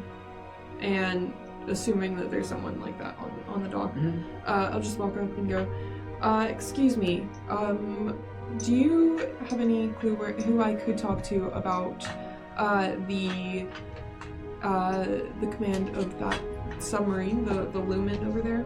He kind of gives a chuckle. And what are you looking to use the Lumen for? I'd just like to speak about to the captain about possible expedition to retrieve some materials from the trench. Well, can't say you can't try, but he's a pretty tough man to negotiate with. Do you know what you're asking for? I do. I understand that it is quite challenging. I've done a fair bit of research before. Right, and how deep are you trying to go? I believe that's between me and the captain. Very well. Tell you what, I'm very intrigued because no one has ever asked to borrow a submarine before, so join me aboard, and we'll go see the captain. As this dog folk person hounded, kind of wears a tricone cap, kind of ushers you all aboard. Are you all following? Okay. We're going aboard the Lumen. Sanctuary ship. Okay. Oh no, this is the Lumen. This is the sub. Okay. This is the sub. Yeah. As you all enter into the submarine, the first thing you notice is that to get aboard, that's a little bit too. There we go. That's better. Yeah, we don't need strobe lights. The first thing you notice is that the only point of entrance here is the fact that it is a shaft that you crawl down with a ladder. So you just have to crawl down. That is the entry and exit point of the sub. As you crawl down the hatch, that's the word I was looking for. As you crawl down the hatch of the ladder, all of you one by one, you are quickly brought into one of the first decks of the sub as you see the huge pilot seat and cockpit in front of you. This whole sub has this nice orange glow to it of the interior, keeping everything lit. You can see a man who looks to be orc, kind of sitting in the chair in the captain's seat. The interior of the sub, you all see mechanical You all see mechanical machinery, some of which you recognize, but a lot of which you don't. Buttons flashing, sonar beeping, fin panels. It's just an elaborate system. And as you look towards the stairway of this sub, you quickly realize that this is so large that this probably can hold like a crew of 20 to 30 people. It looks like an expedition-like craft, as it has from one of the viewing panels as you were climbing down, a large claw attached to the right-hand side of the vessel that looks like it has some sort of huge oval container that can scoop things and close. As giving it like a note to, that's probably some sort of scientific vessel. Moving towards what looks to be captain, the orc kind of sitting in the captain's seat. He kind of just doesn't even turn the seat towards you, he just hears you all coming. How may I help you? I'm guessing, let me guess. Scientists trying to collect something from the trench, asking my help for it. Close, but we're not scientists. We are adventurers. And chair spins around. You see the third person's face now. The man is completely blind. There is a blindfold over both of his eyes as he just turns towards you and listens. We saw that you have this fine vessel, and it seems precisely what we require to complete our mission. So I was simply wondering if we could bother you to inquire about possibly gaining your assistance in submerging and retrieving some materials. I'm inclined to decline your request. However, I would like to hear more about what materials you seek. My crew don't work cheap. I can pay. We are looking for ink from some of the creatures that lie in the depths of the trench. Two of the crew behind you start talking with one another, kind of in a whispered, hushed tone. And what ink might that be? Kraken ink, sir. As a laugh kind of like erupts from the two behind you as they quickly try to scuffle their laughter. I give them like a quick glare. Yeah. He kind of looks towards you. Well, if you're going for something as rare as Kraken ink, I suppose you have a plan to obtain it.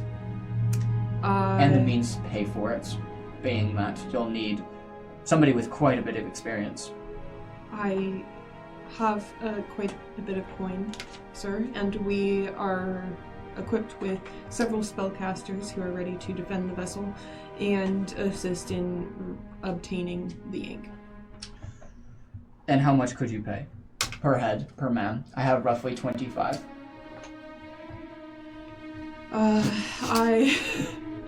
I would need some time to come up with an exact estimate, but I do have several bags that I could split between you and however many members of your crew joined us, and I would assume that we would need all of your crew, as my people could assist in some of the jobs. You can see the expression on this man's face while the white blindfold covering his eyes, like contrasting his deep green skin. You can see the expression on his face is not great right now. Go ahead and roll me a presence roll. Can I use an experience? I've dealt with your kind before. I've dealt with a lot of... I've dealt with a lot of people from, like my background, and specifically mercenaries, anyone that's up for hire. I've been in charge, like a boss of a lot of different crews. Yep, I'm following you. This is a scientist. This is a head scientist. I don't know how many interactions of scientists you've had. So I've had some, but more, not quite, like high-class scientists. How about we do this? How about, she said help an ally. How about allow that, and I decline your experience request, your Sorry. What about the I'm no pushover experience? But that one would be a little bit more fitting. Yeah, it's use my experience through tactician if you want to. Can I use? You unfortunately she can't use your experience just because she's making the roll, Yeah. but you can give her advantage by helping. I thought this is like tactician when you help an ally, they can spend a hope to use. Oh, that's an ability. That's not experience, yeah. is it? That's a skill.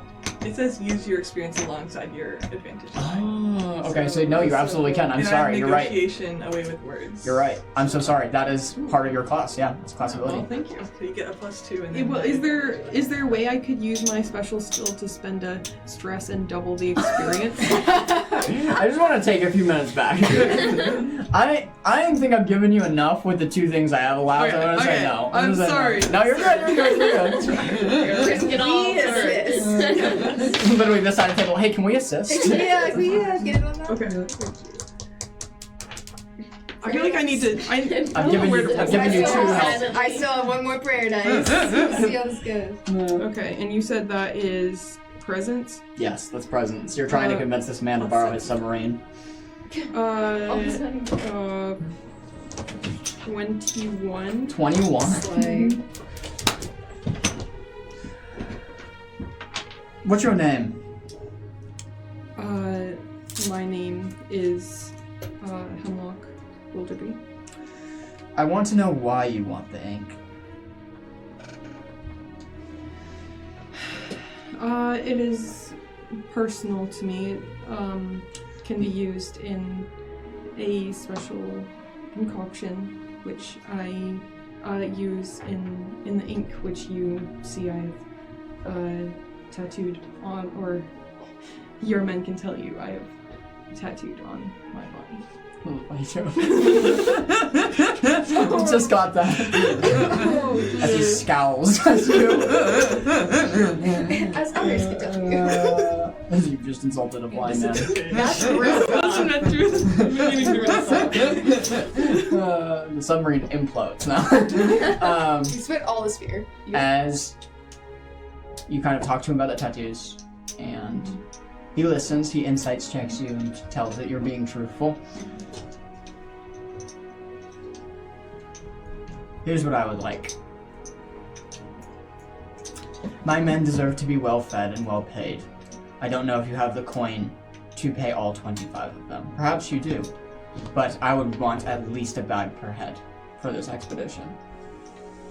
I do not have quite that amount of gold. Then I have a proposition for you. I would also like to procure some of the same for myself for my own personal reasons.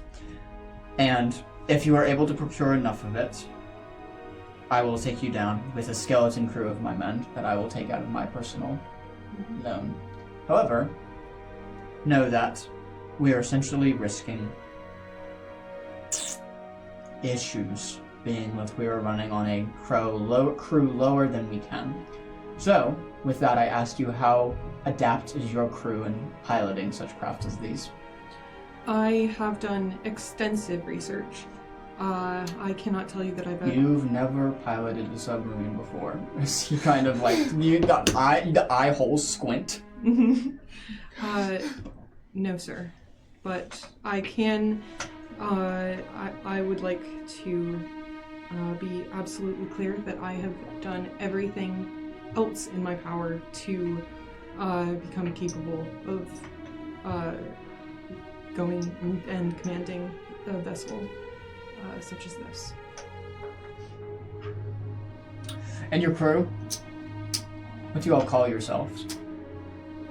We haven't been together quite long enough to have a specific name, but we met in a very elite gathering, which I believe qualifies every one of us as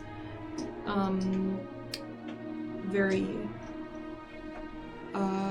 adept individuals in our own paths. We are all adventurers of sorts. Well, it tells me you have money if you have elite status, but who are you? Why do you want Kraken Inc.? Where do you all come from? Why are you all together? Are you part of a scientific organization? You must understand, I don't get requests very often to borrow a submarine. It's completely understandable, sir. You see, I'm not trying to withhold information. Our exact reasons for traveling together and the way we met is simply a long story and difficult to explain. Some of us are here for simply the experience. As I've told you already, I am the one who gathered this group, and I have told you my reasons for wishing to obtain the ink. I would be happy to answer further questions, but it would require a great deal of time. Make me presence roll. I'm gonna call right away for this one. No aid can be used for this one. Not even experience? Nope. No.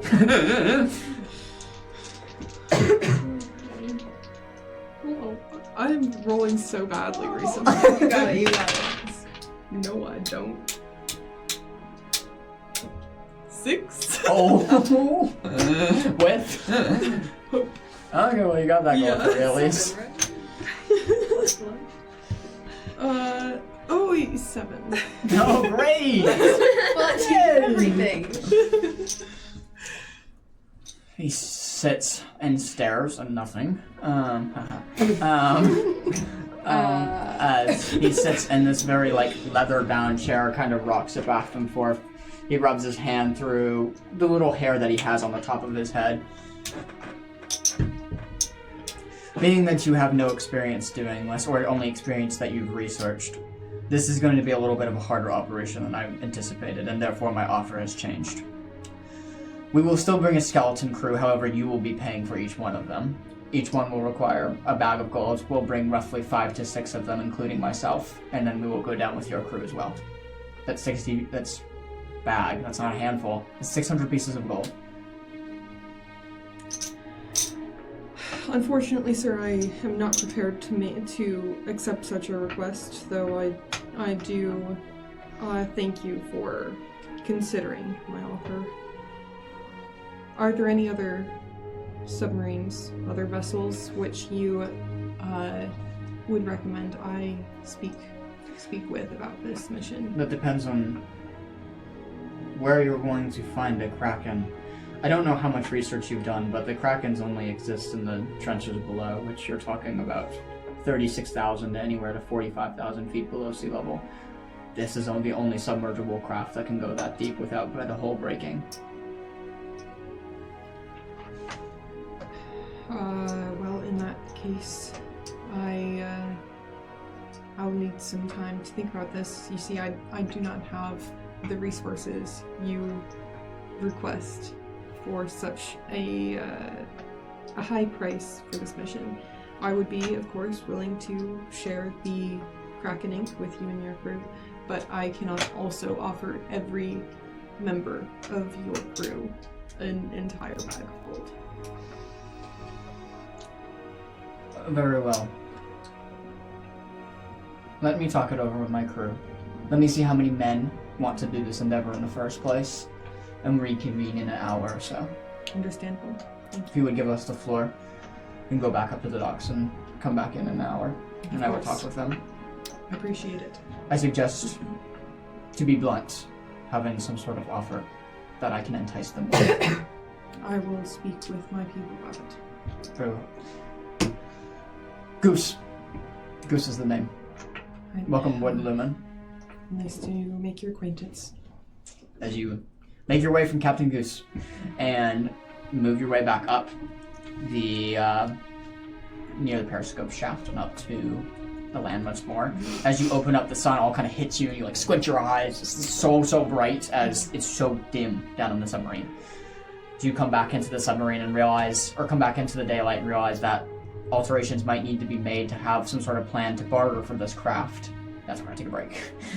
So, what we'll pick back up is you guys can figure out how to convince Goose. Mm-hmm. Alright, y'all. We'll see you in a few minutes. Welcome back. Yeah, everybody's centered well. Okay. Let me get my music. I would say I think we both moved around a little bit, so I wanted to make sure we were. You are looking cute and fun and fresh. Fun and Fun and fresh. Return the banjo music. I'm just kidding. Yeah. Replace The, it with Cardi B. Oh my gosh. Minaj. The sailing music. The sailing music was so fun. As you have all gathered up at top of the dock once more and are beginning to discuss your options, what have we come to? Well, I have most of the money that he's requesting, but unfortunately I will be just a bit over a handful short. I have a weapon I can sell, but I'm not expecting to get more than 2 or 3 handfuls from it, so we'll still be about 7 handfuls short. I might be able to barter down a bit, but I don't know about that much. I brought chainmail armor with me from home. I don't typically use it. It doesn't really help me much, but I still took it just in case. I could sell that, and we could expect to get some from it. If you'd be willing, that would be absolutely fantastic. I really appreciate that. Well, are there any places we can see that look like they would maybe be like trading posts somewhere to sell that? For expediency's sake, give me everything that you're selling, and I will spit out a price of roughly everything you get for it. 1 set of unused chainmail armor. Okay, that's gonna get 5 handfuls for you. My very lightly used great staff. I don't 3 actually know if handfuls I for you. used it at all, but Okay, 3 handfuls for that. Anything else that we want to sell at this point in time? Okay, sounds good. Remember, you guys do have loot from Bugbears. So I don't know if there's anything you want to sell there, but there was. I have that ruby. Yeah, you do have. You have an uncut ruby. I think it was uncut. Yeah. I think I only got the node, but that's. I got 3 rat skulls. Who got like the 3 bows? I have a bow. Oh, okay. There's 3 bows I wanna and keep 3 satchels of I can't arrows remember carrying what around. Clove took, because she took the Can't money. remember. Yeah, I can't remember what she took. I can't remember. I don't have her inventory up. Can we use... I don't know if we should be taking stuff from her since she's not here, though. Like, I don't want to I take can anything from pick- her. I'm just kidding. When in doubt. I just can't remember who took what. yeah. We should have written it down. That's fine. I have my beetles. You have what? Oh wait, I forgot about that.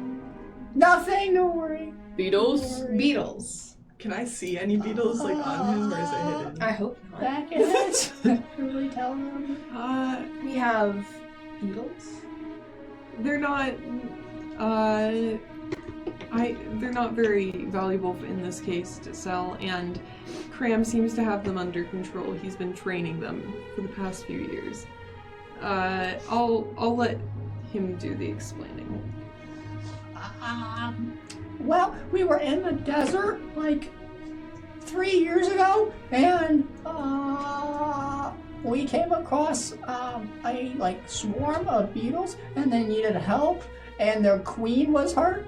And now I have the queen. As he pops off his head, you all see this His head? huge... His head? Oh, his hat. Thank you very much. That was very bad. As he pops off his hat, you see this large scarab-like beetle sitting in his hair, kind of just moving around with the beetle as big as his head. Like, it's super, super big, and the hat covers it. It's this large scarab-looking beetle. Some of you might recognize by its scientific name of a sand-shelled connector beetle. They're primarily from Tarsus and desert regions, and they burrow underground. You have the queen beetle, who is one central beetle, and then you have a bunch of small beetles that affix themselves to the queen. So they're all on his. Currently, it's just the queen. Okay. Do you have other beetles, Graham? Yeah. With You have more? It's like a big smile kind of comes across his Can face. Minnow like go up and like go into his pockets? He's going to try to defend his beetles, so he like tries to like stop things. No! I'll show you. As he takes out this huge bug-like cage from his backpack, so he takes it out and places it. You see probably roughly 100 almond-sized beetles of sand-shelled connector beetles all running around in this cage, this like glass box that he has. And the queen sits on top of his head, and he has 100 of them in this like little glass apartment. I'm scooping up Minnow because Minnow eats beetles. Yeah. Oh, like no licking, way. like licking her lips. Yeah. Yeah. Yeah, so he's my friend. This one's Sally. This one's Sam. This one's Cat. This one is... I haven't named that one yet. As he goes through probably a good about 16 to 17 names before someone stops him. Mordecai. I think the only way we sell those beetles is if they're snack. I don't want anybody to eat them. That's okay. Oh, okay. Thank you for your contribution. I'll put them back in their bag, yeah. Good thought. As he puts it carefully back in his bag, he's eyeing the otter the entire time, making sure there's no movement that comes from Minnow. As Cram slides the bug container, puts his hat back on. Anything else we'd like to sell? Nope. Okay, then as you all sit at the docks, you have branded your proposition. Mm-hmm. You ready to move back into the Lumen? I'm gonna give you the 5 gold Thank that you. I just made. Yes. So, are you all prepared for this? I don't know how quickly we'll be going down there, or if we'll even have another chance up here before we embark. I'm ready as I'll ever be. All right. So we'll head down. Sounds good. As you head down, the shaft once more with the ladder, move down into the first deck. You quickly come to the cockpit with the captain sitting there, kind of looking about the deck as he hears you all coming. I've spoken with my men. I'm waiting to hear your offer. I have been able to gather most of the gold you requested. We are only 2 bags short. Just 2 bags. Or 2 handfuls. 2 handfuls. I handfuls. apologize, I misspoke.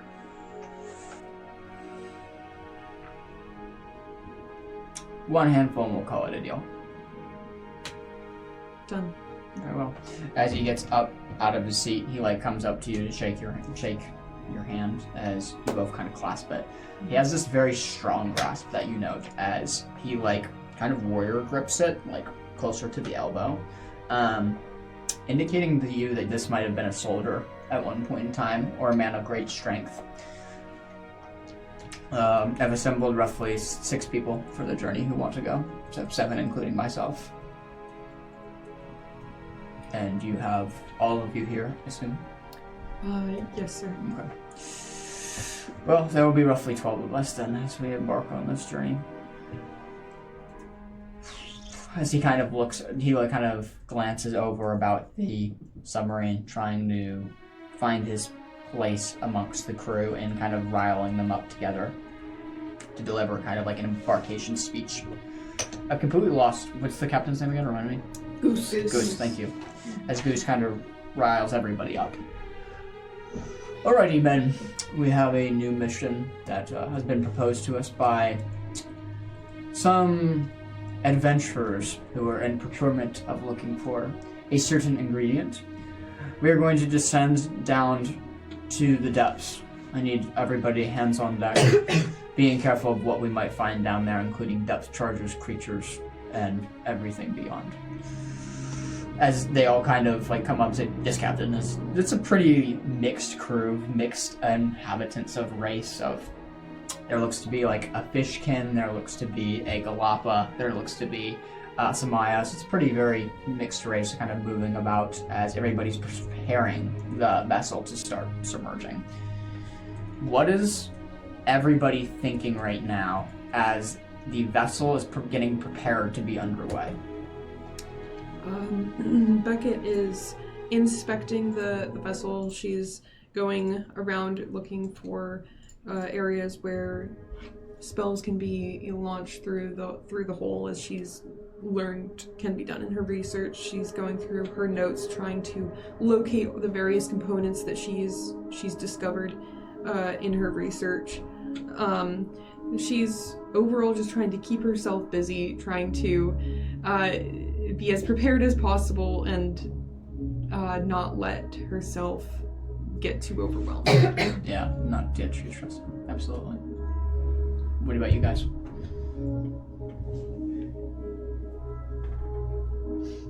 I think Kyla's biggest fear going into this was that we'd be going without a crew. Mm-hmm. No, it would just be Beckett who had no experience, who just read books, leading us in. So he's relieved about that, but I think he's trying to get to know some of the crew. Probably goes after the fishkin first. Yeah. Maybe try to be friendly, but start learning about the ship so that he feels comfortable in it. Yeah, absolutely. A quick, engaging conversation breaks out between you and the fishkin as both of you exchange pleasantries as he seems to come also from the Serpent Isles, from around that region, as you are both talking back and forth, and he is currently showing you basically the sonar station and how it works. As he kind of directs you up to its attention, you can see this large circular device with a green sweeping field as it's going in a 360-degree like clockwork motion as it's pinging certain things underneath the sub and around the sub as bing, bing, as the submarine kind of sonar echoes to you. So, have you been with submarines before? Never below the surface. No. Plenty of sailing. Well, it's great experience. We get to see quite a bit of creatures of the dark, which is kind of fun. You don't want to mess with the big fish, though, especially the ones with the lights. The lights are bad. Especially, yeah, the lights.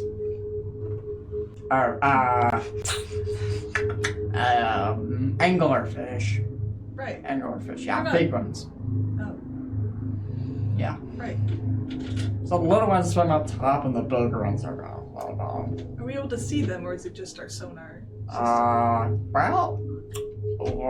Probably not, being how deep we're going. Right.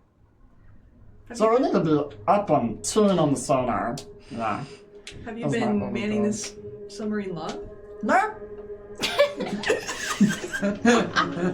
How long have you worked this ship? About 3 days.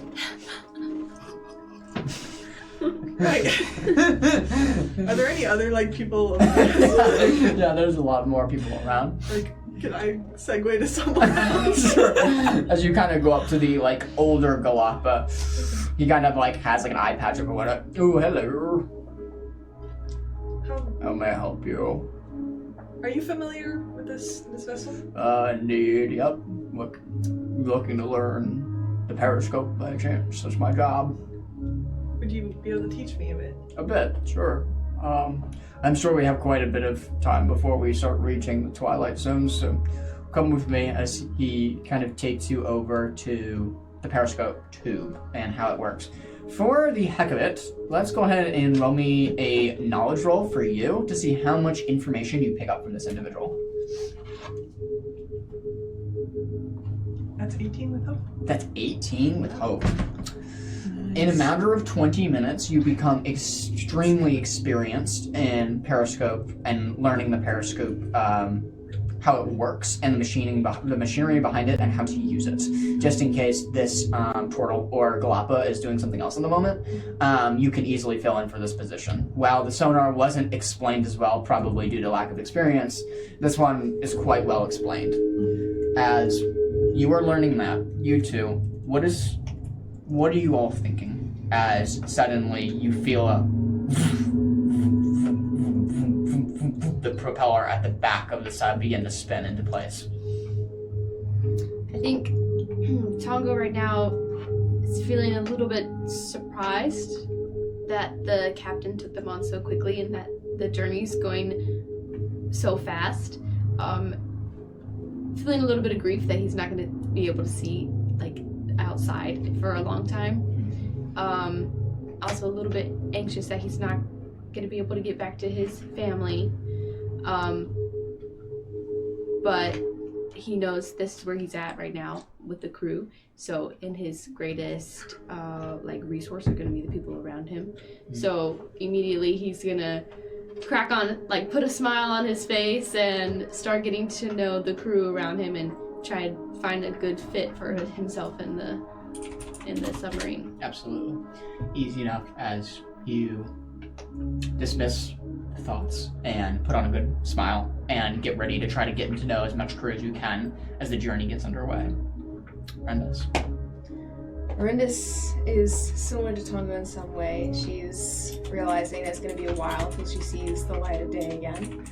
It unnerves her a little. She has never taken a exploration quite like this, but her mind mostly lies on Semilar and her experiences for the past few days. She finds a place to sit, opens up the journal where she wrote from the library, and brings out her sigil and just holds that in her hand while she's going over the notes that she took. Absolutely. Easy enough. It's done as you're going over the notes of preparing for this journey and the day or days of travel that is ahead of you all. Quickly, you get kind of underway as the first thing you hear is "Secure the hatchways!" as the captain kind of bells it out, the echo bouncing off the metal tube that you all are in, as several locks are kind of put into place as the submarine grows more hollow and more echoed as your voices kind of echo and bounce off this huge sub. The smell is like distilled metal and refined material as you are all in here looking at all of the machinery, the glowing equipment, the magical equipment, as suddenly you hear what sounds like someone guzzling water as fast as they can. The ballast tanks are starting to fill as suddenly you slowly feel yourself begin to drift. It's a very weird feeling. There's still gravity in place. It's just you can feel yourself sinking, similar to a feeling that you're on an elevator and while you can't see yourself moving, you know that you are. As you feel yourself begin to start sinking, you hear then the captain yell for command to shut off the lights. As you kind of wonder why that is. Quickly, all the lights in the sub are kind of shut off quickly, as the submarine has only these small red lights that are illuminating the space as the main lights are shut off. As you're right now seeing out of the cockpit, you're in the sunlit zone. It's very, very easy to see. You can see a couple of things, like a couple fish speckled and swimming by. You see a couple of other submarines, actually very smaller compared to yours, exploring this surface of the sunlit zone. I'll actually give you guys this, so this side of the table has one. As you're kind of looking about, you see a couple fish, a couple reefs close to like a bank of rocks. It looks like that's kind of been fitting, kind of affixed to a platform with a lamp. And as you slowly descend, you can feel your ears and the pressure within your head grow heavier and heavier. As you are all underway, one thing you need to know is about depth. As the depth increases, so does the pressure inside each of your eardrums. As time will go on, you are going to continue to pick up stress from the pressure that's in your head as you're lowering, and none of you are used to the depth that you are about to emerge into. Meaning the expediency of this trip is urgent, being that this will be a mass effect that's played out. As you're kind of going lower, and lower, the propeller spinning, you can feel the planes eventually shift. Suddenly the sunlight becomes duller. Some of you are looking out of the cockpit, and the sunlight just seems so faded down here. The ocean has gone to a deep blue, a navy-colored blue. It's like the sunlight exists, but it's so faded. You're roughly... the chart again. You're just about hitting Twilight Zone, so what feet is that? 3,000. You're about 3,000 feet. That's the bottom of... Isn't it? Oh no, that's 30. Never mind. Yes. As you're reaching the Twilight Zone, you hear like a warning come across the panel. It was 3,000 in a robotic kind of voice, as this is some sort of altimeter that they have set to kind of lower and raise the sub. As the captain kind of looks towards you. I'm guessing you're probably in the cockpit at this time, right, Becca? Yes. He kind of looks through. Have you ever been this deep before? No, sir. I have never been in a submerged vessel of this kind at all. We've been down to the trenches a couple times. I don't know if you need to prepare your crew, or perhaps you already have, but there's nothing to see from the cockpit. Some people makes them scared, anxious. It is pitch black. We usually turn off the lights and rely totally on our sonar down there because we don't want to attract anything that might be attracted to light down there. Just tell me how my crew and I can be of service, how we can be useful, and we will prepare our roles. The first obstacle will be navigating the depth charges that come below the zone that we are in now. It would be helpful if one of your crew would be on sonar with one of my men. As he yells, Guppy, come here. As this little fish can kind of welder. Hello, nice to meet you. I'm Guppy. Nice to meet you too. Yes, I will. My special worker. I will find a member of my crew to assist you. Are all of you somewhere around the Tonga would have just started talking with the crew, kind of following Sure. them wherever they're at, so Yeah. I don't know if I'd be right there or not. Or Yeah. I think I would have joined the cockpit. Like, I'd want to be at the back wall, like watching. Sure, just watching everything go on. Where would Arendis be at this time? What's the way out of this? It's a 3-deck submarine. So you could be, the top deck is like the cockpit most, the second deck is a lot of where the machinery is held, the third deck is like engine room, and... Probably be up on the top. Okay, sounds good. So everybody on top deck, that's easy to keep track of. As you are, I'm so sorry, I just lost my train of thought. Chit-chat. Yeah, you were chit-chatting, Me or her? for Sarah. Just completely lost my train of thought. As you're moving around kind of the vessel, Guppy is, looking toward you. So who's trying to be with me? I'll talk with my crew and see who feels they're most skilled in that area of surveillance. Okay, I'll go here. As he points over to like the sonar station, as you see the ding, ding, as he kind of yells at the captain. Depth charge up ahead, 600 meters down northwest. As the captain heard, as he kind of changes the planes of the sterns to kind of start merging in a direction as you kind of feel a natural shift. You all feel your bodies get heavier as like the weight is increasing that's in your brain and on your shoulders. You all take your first stress. As you are lowering slowly into the depths, the light is starting to fade. It is starting to become darkness as you're entering more and more into this zone, getting deeper and deeper. You're starting to approach the midnight zone, which is about anywhere from 10,000 feet down to 6,000 to 10,000 feet down. Yeah. Should I get someone to assist? He's just working on it by himself right now. Yeah. Okay. Yeah. Yeah. Well, I didn't know if you were continuing on. Yeah, no, go for it. All right. So I'll walk over to whoever's on the deck. If you're gone, then she'll just assume that you're helping with something else. She'll just Becca will just ask, do either of you feel you're equipped to help with the sonar and search for any depth charges? I can certainly try. Right. Well, there's a what do you call him? A sailor? A Fishkin, crew member? yeah. Fishkin. Right over there that you you can help him if you'd like. I'm attempting to stay handy for the captain if he needs me. Perfect.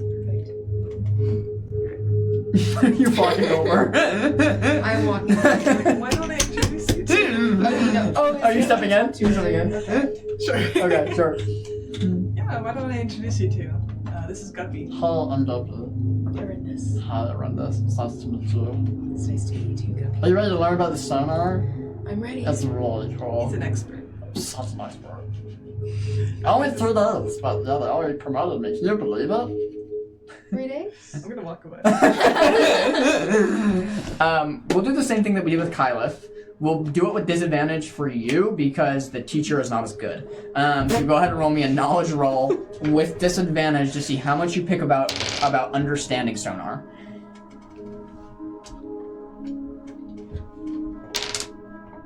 18. 18. With That's fear. really good for having a bad For teacher. dummy.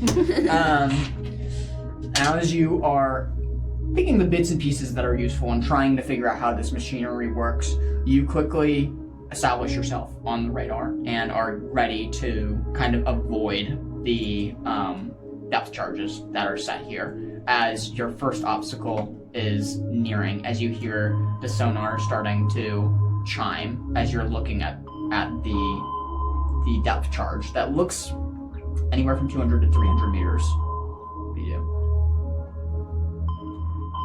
Can you repeat that? Yeah, go for it. Basically, you're looking at the sonar. There's a depth charge that anywhere is like from 200 to 300 meters below you. You're trying to figure Directly below. directly below. You're trying to figure out how to maneuver the submarine into a place that it's going to miss it. Am I maneuvering the submarine? No. You just relay the commands to the captain of like what direction they need to hit to avoid it. And I can't tell? Go ahead and roll me an instinct check. Let's see how well you can tell. Is Guppy not gonna say anything? Guppy's trying to instruct. Guppy's trying. 14 with 14. hope. The best direction that you can see is it looks pretty directly underneath the submarine, probably towards the middle quadrant that is underneath the submarine. So if it shifts either left or right, you should be safe, as long as it moves out of the parallel line that is being drawn right on top of it. Okay. Yep. I'm going to communicate that to Goose and Beckett, that there is something under us about 300, 400 feet, you said? Mm-hmm. And that moving left or right to avoid it would be the best move as of right now. Sure. As you relay that to Beckett, who relays it to Goose, the shifts of the stern planes happen once more as the sail flaps kind of unfold as the submarine makes a slow shift over to the left and slowly begins descending once more. When suddenly you get 2 pings this time, as you have now, it looks like 2 depth charges ahead. Okay. One of which looks to be kind of on the left, on the port side of the submarine. There's one problem in all of that. Okay. The left one's moving. The right one seems to be stationary. As Guppy's kind of looks at it, oh, right, that's weird. I don't see depth charges move. Probably just waves, the ocean currents. Fabulous. Which direction is it moving in? It's moving towards your aft, so it would be towards the south part of the sub, as you're kind of in the front. So the right one, sub's here. Yep. Right one's here. Yep. Left one's here. Yep. Moving this way. You got it. Perfect. Okay. So there's nothing directly below us. That's correct. Okay. Yep. Then I'm going to relay that we keep going the same course we're going, not moving in any particular direction. Just Okay. keep going. Sounds down. good. Suddenly the radar picks up in tone and frequency. Ding, ding, ding. The one on the left has started moving towards you. I'm gonna spend a fear. Whatever this thing is, it appears to be moving a lot. Okay. As you kind of are looking at this, Guppy's like, I don't think that's a depth charge. Beckett, we have something moving on sonar. Captain, where would you like us to set up to prepare to defend the craft? We need to check with the periscope first and see if they see anything, which will go through you. Go ahead and make me an instinct check as you're naturally on periscope to see if you can see this thing. I'm guessing you're relaying instructions to Kyla if somebody is, yeah. Can I use Seafarer? Yeah, definitely. Okay. That would definitely apply here. You all, while she's making her roll, take your second stress, please. Oh, it's going This fast. is amazing. 12 critical success on 12. That's a critical success? On 12? On 12? 12? That's crazy. That's I amazing. need Seafarer. That's amazing. What do I see? As you've entered roughly 10,000 feet down below the surface now, you are about approximately halfway through the midnight zone. It is very, very difficult to make out the shape of the object that you are trying to spot, being that it's so dark. There's no natural light present. However, looking at it and trying to figure out what exactly it is, you're looking through the periscope. You see a large flat tail, and then kind of a curve of a spine. I'm gonna give this to you because you got absolute critical success on it. Wow, it would be very, very hard to see it anywhere else. Just by luck, you catch a beam of sunlight that reflects off it in an instant that relays the information of what you think it is. you see a large, very, very large humpback whale with its calf, kind of traveling at a very, very slow pace, moving just through the midnight zone, trying to make its way, it looks like, up for air. Is someone relaying this to me, or am I just... You saw that. Yeah. Just like, what was his name? The... Goose? The turtle that I was with. I don't think he has a name, so... What's that? Does he have a name? He has a name now. He is Calder, Calder. Calder, yeah. Or Calder. I'll just tap him like, hey, there's a... Do they need to know about this whale? Let me take a look. As he takes his one good eye, kind of puts it through the paragraph. Wow, I don't even see a whale. You have a really good eyesight, I suppose. Yeah, I'm probably. gonna relay it anyways while he's doing that. Like, they need to know. Yeah. There's a whale, and it has a calf. Shouldn't harm us, but do we need to steer out of the way? I think that we continue on course, but thank you for the update, and good luck up there as you continue search. Back. As you spotted it, it's disappeared into the darkness as it's trying to go up as you're trying to go down. When suddenly the sonar picks up once more. Ding, ding, ding. As it's come out of seemingly nowhere. I need you to make me an instinct check, as it's very close and it's just picked up on your radar. 15? With fear? 15. It's just enough time for you to yell out a command, as it's only like 100 feet as you're descending right below you. What do you yell out? I'm gonna yell out to Beckett. There's something right below us. We need to stop. We need to move. I'll tell the captain to move to the right immediately. Sure. As he immediately does that and kind of moves the stern planes off to the right as fast as he can, you all feel a noticeable shift. Before an eerie silence as the submarine still keeps descending, when suddenly it sounds like explosions happening. The submarine rattles back and forth, like shaking like an earthquake. I'm gonna spend a fear. Of course you are.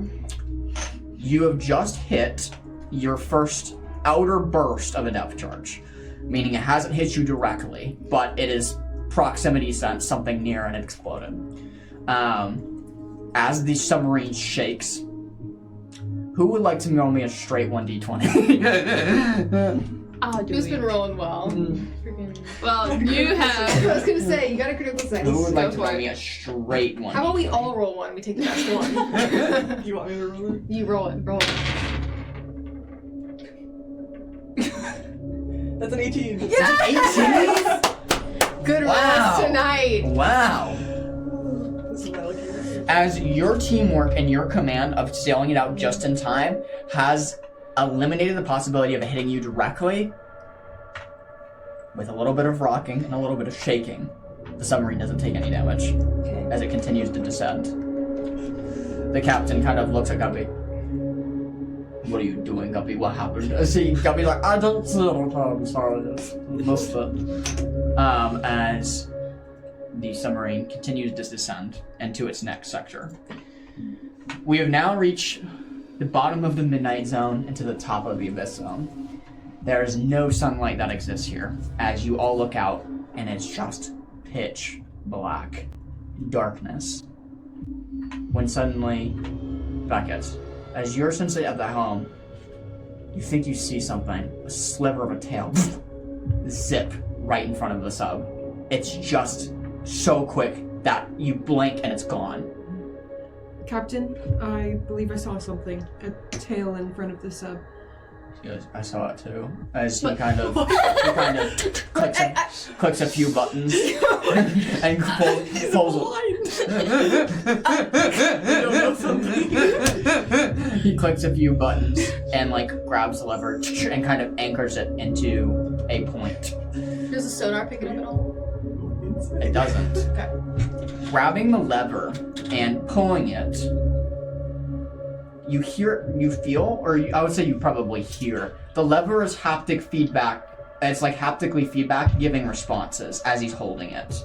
Meaning, it's probably a way that he can tell what's out in front of the submarine, as it's giving sensory pulses. as he maneuvers it into a place, kind of locks it. Ding! Ding! The sonar picks up once more. Whatever it is coming directly towards the sub. Yeah. When in my initial search of the sub to see where the spells can be put through the hole. Yep. Did I find any basically points where you're meant to have someone up for defense on the side? There's a couple points. There's the topmost point, so where you came in, so up the top, and then there's two ventilation window shafts, which is on this side and the other side as well. So They're all at the top? They're all at the top. They're all at the topmost part of the sub. So we can't do spells down here at all? That's correct. Only up here? That's correct. Okay. Yep. Can I also go back to the cockpit if it's pitch dark Mhm. and it's Yeah. can't see? Yeah, absolutely. You quickly approach the cockpit, and when you did leave, it was a little bit of sunlight left. Now it's just black. As the only thing you can see is the remnants of looks like sand or dirt that kind of hits the thing. It sounds like flying through ash almost. It sounds like it's kind of hitting the glass. When suddenly your sonar picks up once more. I need all of you to go ahead and roll me an agility roll. As suddenly a huge wave or something hits the side of the sub. The whole sub reverberates and kind of you all tip over. We're rolling agility. Rolling agility to try to stay on your feet as the sub was just hit by something huge. 15 with fear. 15 with fear. That's a success for you. 13. That's a success for you. 11 with hope. That's a fail. 11 with hope. That's a fail. Well, here we are. As you buy the sonar and where are you at this time? Yeah, where did you? Where I do went you with be? the Samaya people and they told me how to do something real cool. Okay, sounds good. You're currently down in the engine room. They're showing you how the engines work when suddenly a hit comes from it. Feels like something big as you hear one. Oh, we got beasts. We got beasts. Hold on, this might be bad. As suddenly all of them start grabbing railings and something is moving. Can I move towards one of the nearest, basically the point I scouted out before? Yes. For I'll come right back to you. As you try to grab on, you two take an additional stress from falling over quickly and getting back up on your feet. Now I'm going back to you. I'd like to make my way towards one of the defense points. I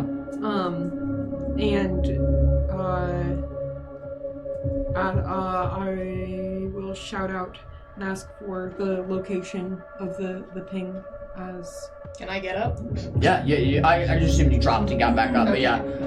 The sonar ping is coming off the northwest bow, roughly 100 to 200 feet away. You notice it is coming into the sub, the sonar goes blank, it hits the sub, and goes right back to its same place again. Okay. There is, where did you say? Northwest? Northwest, yep. There's something coming at us from the northwest. It seems to be intentionally attacking the ship, coming to and from it, to and from it. I will attempt to restrain it. I'd like to cast Mystic Tether, which can be used within far range. Go ahead and roll me an attack roll. This is with disadvantage, being that you don't know where the creature's direct whereabouts is or are. And we're here. So everybody's in a different location essentially. Beckett would be here. Okay. You're right here, right behind the cockpit. If you're periscoping, you're very close to Beckett. Kyla, if you're What'd right you get? here. I crit. You crit? I did. You crit? We're foiling your plans tonight, Dina. That's crazy. What does this look like as you shoot, as the little window opens just enough for you to get a spell through as water starts gushing in and so you can start closing it? Oh yeah, no, this I is... thought that this was... Oh no. Wait. This is something you have to open very quickly as the pressure is going to fly through. I assumed that the walls were enchanted to let magic through. That's what I was assuming. It has a resistance to it, so if anything is cast against it, but open it, you have to open it and get it off and close it really quickly. Are we able to close that with the water pressure? So essentially what it is it's hard to explain what the device is, but it is a tube that is essentially designed to send out, it's like an SOS alert that you can shoot out and it will float to the top. Meaning it's this little indented portion inside the submarine that acts as, think of like a prescription, like when you go to the pharmacy that will shoot out rapidly. So It's safe from the pressure, being that it's like kind of secure inside. However, it's not safe from water gushing in. Yeah. Okay. Well, I'm gonna try to do this very quickly then. Okay. I will prepare myself. I'm guessing that I would have known how this works through my research. And sort of saying the commands before opening it. My tattoos around my hands begin to glow. I quickly snap up the valve or whatever it is, and just project these strands of they're just these coils of I don't really know how to describe what's in my head right now. Just like these beams of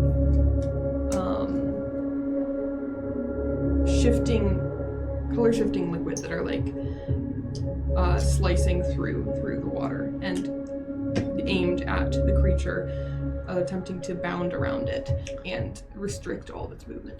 As you cast the spell into this small oval-like compartment that shoots it out and into the direction that you pick, you shoot it out. And are you on Periscope? Not at the moment. Not at the moment. What you all don't see, as you described it, is very bright colors of light, multicolored light. I didn't say. I assumed that it was dark liquid, not glowing. Just not glowing. Okay. Yeah. She'd been warned about the light earlier, lights, and she sure. was going to try to restrict it with her magic. Okay, I'll allow that then. As you shoot this spell out, a few bubbles kind of shoot out from the sub as you use your makeshift spell as almost like a torpedo, where a few movements go by before you all hear like a vicious like yell that reverberates the submarine. You think you've hit something. You think you've restrained something, as there's a sense of joy and enjoyment that's brought up in you like, oh, we did it. We're okay. Yeah. Anything else I should be warned about, or am I good to come down? Sonar? The sonar's eerily quiet. Nothing according to the sonar, but it has not picked up a few of the things that we've run into. Well, I would rather be down there to help have an extra pair of eyes than up here simply waiting for another attack. Agreed. As you are all kind of like manning your stations as the sub still continues to lower. And I'll take another stress, please. Good. We're gonna die of a panic attack by the end. Yeah, I'm gonna like... The pressure of the depths is not to be messed with, as you're now roughly 14,000 feet below, as you're descending. Suddenly, I need you to go ahead and make me an instinct check in the engine room. You got it. Crit. That's not good. We're working with 10 with hope. 10. I'm gonna hold your roll. Need you to make me an instinct check on the sonar. Instinct? Yeah, please. Because Guppy's Past no this help. creature. Like, Yes, that was like 5-10 minutes ago, so hopefully past it. I'm gonna use a prayer dice. Okay. Mouse prayer dice, 18 with hope. Oof, that's good. There's no audible noise from the sonar. However, because you're watching it so intensely and diligently, hundreds of small green pings below the submarine, 200, 150, 100 feet, coming swarming towards you. This is nothing big. This is something small. Hundreds of something small. Where's Becca? I'm by Where are you? I'm by the ladder to the defense chutes. Beckett? There's a large amount of something small coming towards us, and I need you to look at it. From what direction? Below us. I don't know if I can see anything in that darkness anymore. The sonar. The sonar? Yeah. I'll hurry over. As you look over the sonar and see exactly what she's describing, they're gone. She comes over. At the rate they were moving, though, you know what you saw, and you know that they might be already hit the sub. As I'm going to spend 2 fear. Okay. as you're looking in the thing in disbelief, trying to figure out what has happened as all of them has, like, just disappeared. You all hear a knock on the submarine walls, like a... Like someone knocking? Like on the outside. Like a human knock, or like just Is a it like knocking? something crashing, or someone's like... Not politely like that, yeah. Just like this, and then another one, Okay. like just like contextually Gotcha. running into the bottom of the sub, yeah. You like any Girl Scout cookies? I guess the sound effect didn't really play it justice, but yeah, just this like, as it's like almost hitting something over and over and over again. What was your instinct roll? 10 with hope. 10 with hope. Being that you are on the bottommost floor with Cram and Clove, as they are also working towards the engine room as well, kind of like looking over the things, holding on with a couple of the crew. The floor underneath you glows a fluorescent blue, a like neon colored blue. You just kind of look at it and hear the as the submarine is hitting something and like obliterating it, but you don't know what it is. As Arendis, you are the only person who's seen this, other than maybe Guppy. Let's see if Guppy saw I'll it. say, what's Guppy doing, man? Guppy rolled a natural 1. Since she So Arendis, my favorite recipe is cereal on a stick. You really gotta try it. It's really amazing. That's great. Yeah. Where's the captain? you can yell at him. He's like inside. Captain? Yeah. It no longer appears on the sonar, but there is a large group of small pings, and appears to now be hitting the sub. But it no longer appears on the sonar. How many? Hundreds. How small? Very. As soon as he hears this, he kind of yells, kind of out of command to the troops. Ready the weapons, we're being boarded. As he yells this out kind of to everybody, immediately a alarm sounds out through the submarine as red flashing lights kick on and the whole submarine just goes dark except with red emergency lights. He quickly pulls you, like, Arendis in tightly, and he goes, try to round up as many of your people as you can. Okay. What I think we're facing is a type of squid, and they're not to be messed with. Okay. We've only encountered them a couple of times, but usually it's not hundreds, it's only usually a few things. But just ready your weapons, and hopefully we'll get out of this okay. Do you know any effective spells to use against these squids? The key is to get to our people before they get to them. As he rushes off and gets towards the cockpit and starts steering and putting the submarine into like an SOS emergency mode. It sounds like the two little things that the little shots that you were out, immediately are shot off with SOS beacons of, you know something's going not good. You don't know what it is, but you know something's not going well. Okay. I'm gonna try to go down. Do I know where they are? Where the rest of the party is? No. No, you don't. Beckett, do you know where Cram is? Where has Graham been? Cram's in the engine room. Cram's with Does she know her. that? Or him. Do any of us know where they are? I'm with you guys. I just No. don't. You're all, I would say it's like you three are in all the same relative location, and you three, Clove, you, and Cram, around in the bottom, the belly of the submarine. As you are in the bottom, brighter blue glows more heavily. As suddenly, one of the engineers who's working on an engine, you see it before they do, an ethereal-looking squid, about yay big, just floats up into the submarine, just completely absorbing itself and just entering in. Squid has like these two eyes that are moving about like a chameleon. As it makes eyes with you, and immediately latches itself onto the head of the engineer as the engineer screams in pain. Suddenly, Cram and you look towards like what is going on. Suddenly, his eyes just roll back in his head as the complete thing, like just his humanness, has just vanished. He's gonna make an attack at you. That kind of day. What, we've been on here for like 3 hours? It's been it's been a little bit.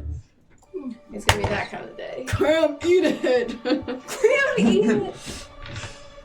That's an 11 hit. No. That's a miss.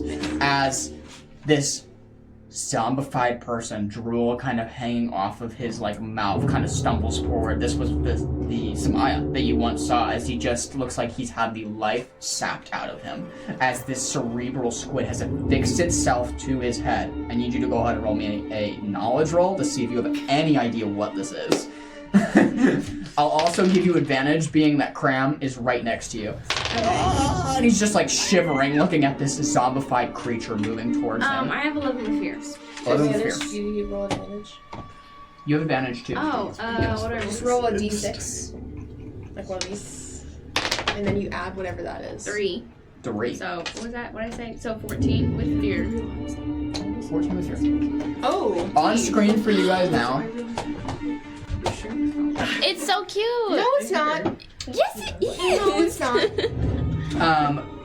As this creature stumbles in front of you, you quickly try to figure out what this thing is, this visitor, as the submarine has been breached at this point and been put into an emergency mode. You have heard of beasts like this, however, you didn't know if they were rumored or some sort of magical project that went wrong. This is known as a cerebral cephalopod, or a CC for short. These are very dangerous creatures, being that they latch on to a host and infect the host's body.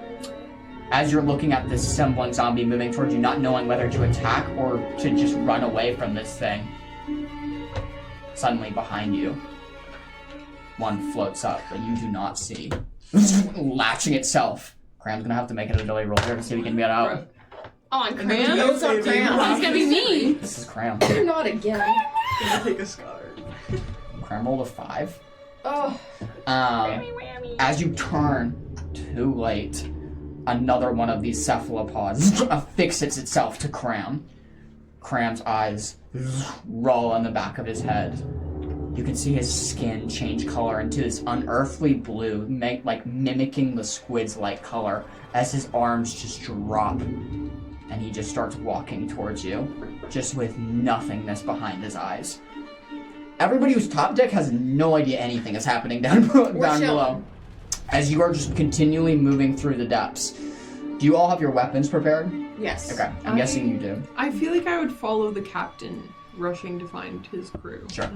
The captain has kind of moved down to the second deck, not the bottommost deck, the second deck, and is rallying as much as his people together as they're grabbing like spears and weaponry to get ready to fight whatever's coming. I'll say probably that the captain eventually checks the 3rd level. By that time, as you're standing there, what are you doing? You do have attack of opportunity here if you want to attack. Which one's closer to me? It would be the Samaya. It'd be not Crown. Okay. Oh my gosh. Alright.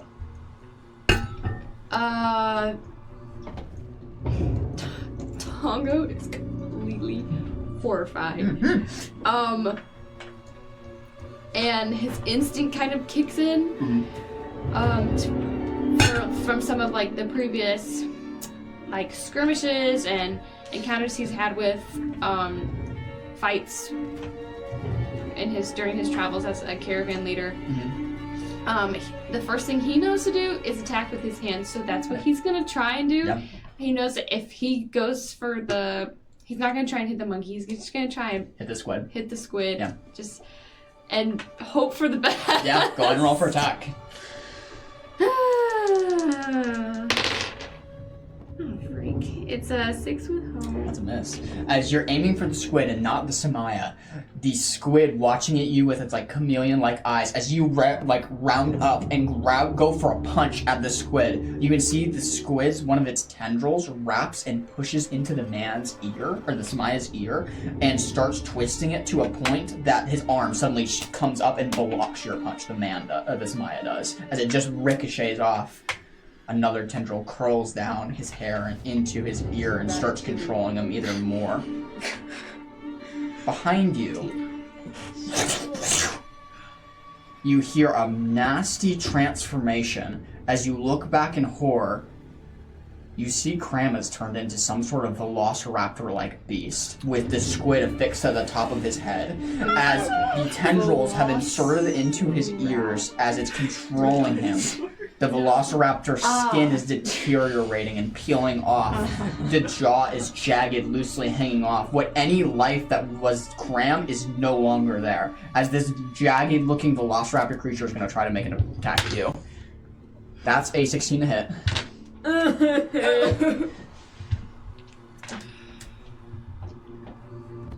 As you guys are making your way to the 3rd floor, the alarm is set off once more, knowing that something is going on, as this one wasn't set off by the captain, but something entering into the proximity of the submarine. As you're rushing down. That's a hit, right? Yeah. Okay. This is his creature transform. 7, 8, 9, 10. That's 18 points of damage as this nasty zombified Velociraptor with the squid that's controlling it with its tendrils immediately attacks you, just starts biting you and clawing you with its fangs. Your once found acquaintance, your Monokai, is just ripping you to shreds with no remorse in his eyes. You can just know that Cram's just not there. There's no control that he has as this squid is infecting him. As it just starts ripping your skin apart, that is when you all would enter the scene of the bottommost deck seeing this. You see a nasty Velociraptor-looking creature zombified with a squid on top of its head, another Samaya with a squid on top of its head. And lastly... Do we know what the Velociraptor is? We just know it's a Velociraptor. You just know it looks like a Velociraptor-like creature. I just squid know more about animals than we do. Sorry, good. Okay. And lastly, as you all get down and see this scene transpiring, this creature stumbles out from the dark, bunny ears lopsided, crooked kind of arm twitching as she walks, another cerebral squid with tendrils wrapped into her ears, her eye twitching, just twitching. A huge scythe is pulled out of her, looks just like her bag, as she just walks towards you all. You do recognize that one as Clove. Yeah. Seeing all of this, I would like to prepare to attack, but could I also use an instinct check to see if I can use deductive reasoning, to figure out that that's Cram, since the two other... Yeah, I'll definitely allow that. As Velociraptor underwater doesn't really make sense. I won't even make you roll for it. Okay. As seeing Cram and then seeing Tongo here and seeing this scene unfold, you put the 2 and 2 together that this is Cram. And that a squid is just infected in his brain. As you have all entered the scene, it is your turn. Yeah, go for it. Yeah, I do move to it. Battle map going on screen for you guys now. Okay, wait. Let me I really thought you were gonna end I this will week. admit that was what you that was you were not supposed to see that. I will say when I designed I designed this for top deck, so if it looks like top deck instead of bottom deck. Is it on Roll20 or? It's going on Roll20 now. Yeah. Okay. Y'all are gonna have to use your imagination a little bit because I designed it for top deck, but I did what I could. I didn't know what deck you were gonna be on. I can only do so much. Next. So it's on screen for you guys now. There we go. I'm going to move. That's not where that's where the tokens spawn, but where I'm going to move you all where you currently are. Oh, it doesn't look too bad actually. Yeah, this very well could be an engine room, I guess. Here we go. So Clove is going to be. Yeah, this is like the engine-like part. Clove is going to be here. Cram is going to be here. Tongo, you are in the middle of them currently, and you. If you are coming down in the order of where your posts were, Kyleth, you would be first because you were on that. Arendis would be second, and Beckett would be third. Okay. As you come down this kind of stairwell into the engine room, you see this nasty like sight in front of you. It is your turn. Mm-hmm. Yep. Oops. Okay. Trying to measure distance. I want to use. Okay. I'm writing up this, but I want to use forceful push to What just happened? get Sorry, give me a second. get Cram off of me. And push him back towards. Where am I? Again, Oh, you guys are kind of far away. Yeah, we are. Push him back towards the rest of the group. Okay. to push the Velociraptor that way. So not trying to make just like any damage, you're just trying to shove him. Yeah. Okay, sounds good. Go ahead and make me a brute strength roll. Cram's gonna roll against you to try to stop you. Doesn't have great strength as a roll. You gotta beat a 10. Okay. Gotta beat a 10 of strength roll. That's doable. And this is an ability. I don't have to do anything different. No, it's just a straight Okay. strength roll and adding your strength modifier to it.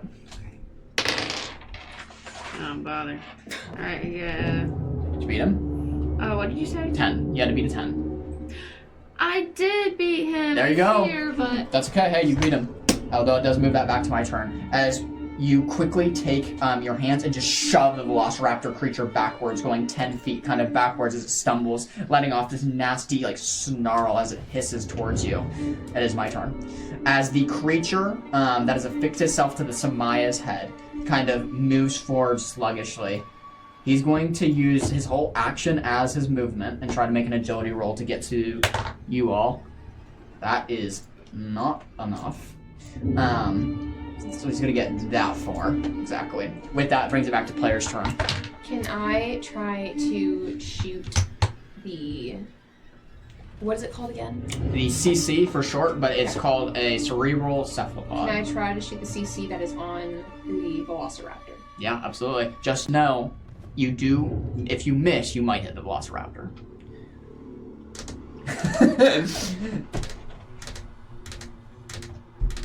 I'm gonna go for it. Okay, go ahead and roll me a attack roll. Okay. Okay, yeah. How many you got? I know what I'm doing. If she succeeds. I crit! You crit? 11s. 11s? You guys are rolling crits like crazy. Okay, so the way crits work is you take the full damage potential. I'm guessing this is hand crossbow. Yes. So take the full damage potential, meaning how much damage could it possibly roll? 13. Okay. 2d6 plus 1. Yep, you got it. 13 exactly. And then now roll, taking 13 into account, now roll normally like you would for an attack. And you're going to add 13 to it. Add damage. Just roll a damage roll for your crossbow. Like the d6s? Normal damage for your crossbow. Yeah, whatever you would normally roll for your crossbow.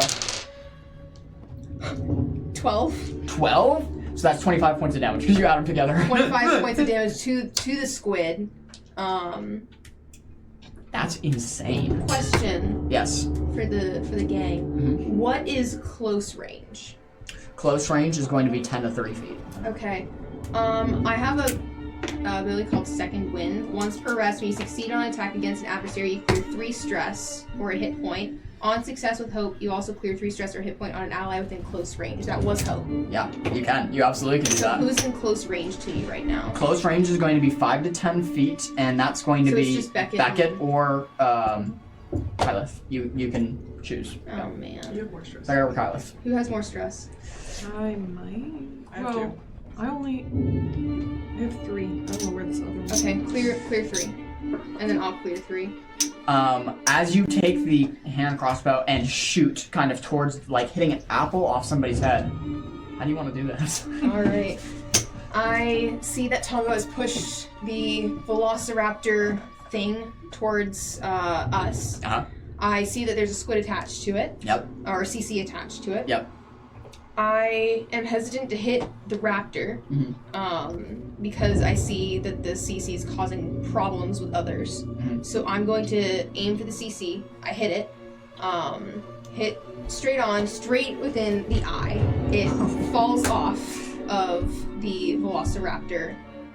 Does anything happen after that? As you shoot the bolt out, going right through the eye, the squid that was like this bioluminescent blue turns to this faded white as it's shot right away. As it falls limply off of the Velociraptor's head, Cram's head. Cram slowly starts to shift back out of animal form. You can see he looks drained, weakened, Beckett. He looks tired as he looks to you in confusion as he just points. I'm gonna spend a fear to revert it back to my turn. Okay. As he points, you turn around and look behind you. A huge, the tendrils immediately grab on your face. I need you to go ahead and make me onto Beckett. Oh. A strength roll to see if you can get Okay. this thing off of you in time. I'm not the best at strength. Okay, I wish I was Aloe right now.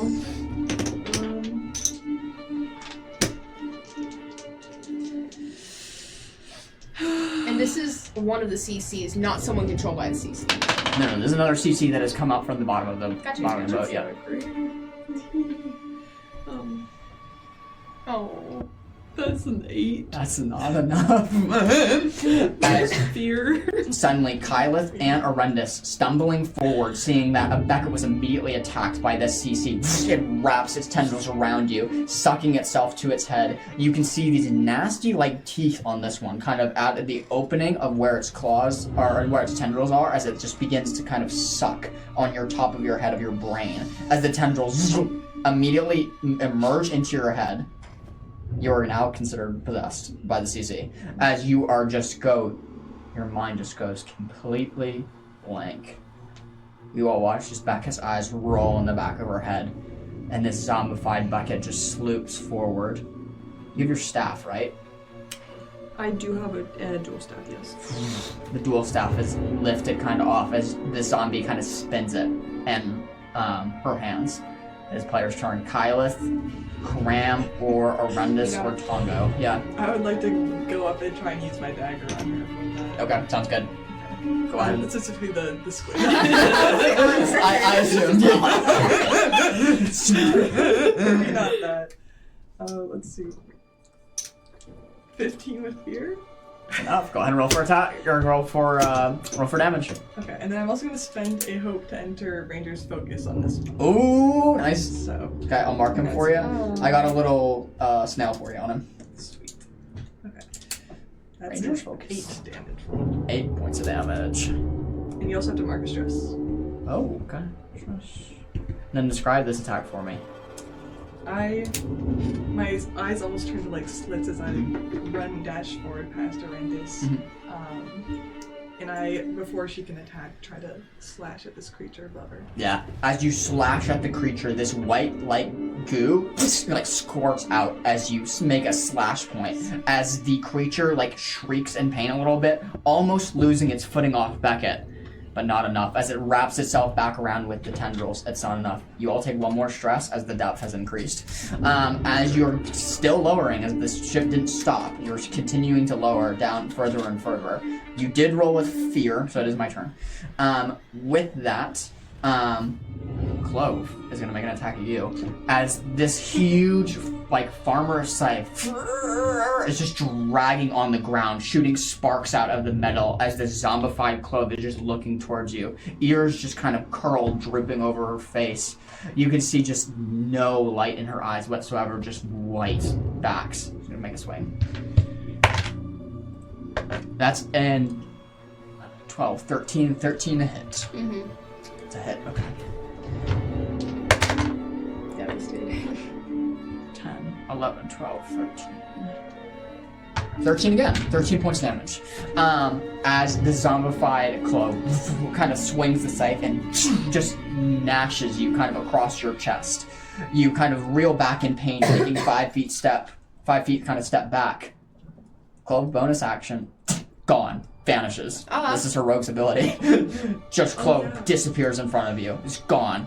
As you just don't know where she went. The squid is just, they're invisible. They're gone somewhere in the depths of the sub. With that being said, it's player's turn. Are you gonna try to give the shot switch die? I'm already in focus on this one, so I would have to attack this one. Can I mentally That's fight what I this was. thing? Yeah. Do you want to take a shot at that? How? Okay, you go for it. Maybe. And if you don't make it, then I will try. Is she Yep. in the ocean? I just put her over there to show that she's not present. So, hold up. New priority. Yeah, go ahead. I'm gonna take another attack dagger on Beckett. Okay, sounds good. Let's see. That's a 12 with fear. Oh, that's a miss, and that is. Does it? Oh, okay. I'm listening. I can end focus and reroll. You absolutely can. You absolutely can. Got this. Okay. You almost had it there too. Critical success. Critical success! Dang! You gotta be joking, you guys. That's crazy. Okay, so go ahead and roll What a max good damage session, on guys. your. Go ahead and roll max damage on your dagger. Oh my god. Or excuse me, just take max damage. 17, and now roll damage on top of it. On top of it. Yep. That's awesome. So that's how, if anybody's wondering how doubles work, that's how it works for Okay. damage. 17 plus 7. man. Yeah.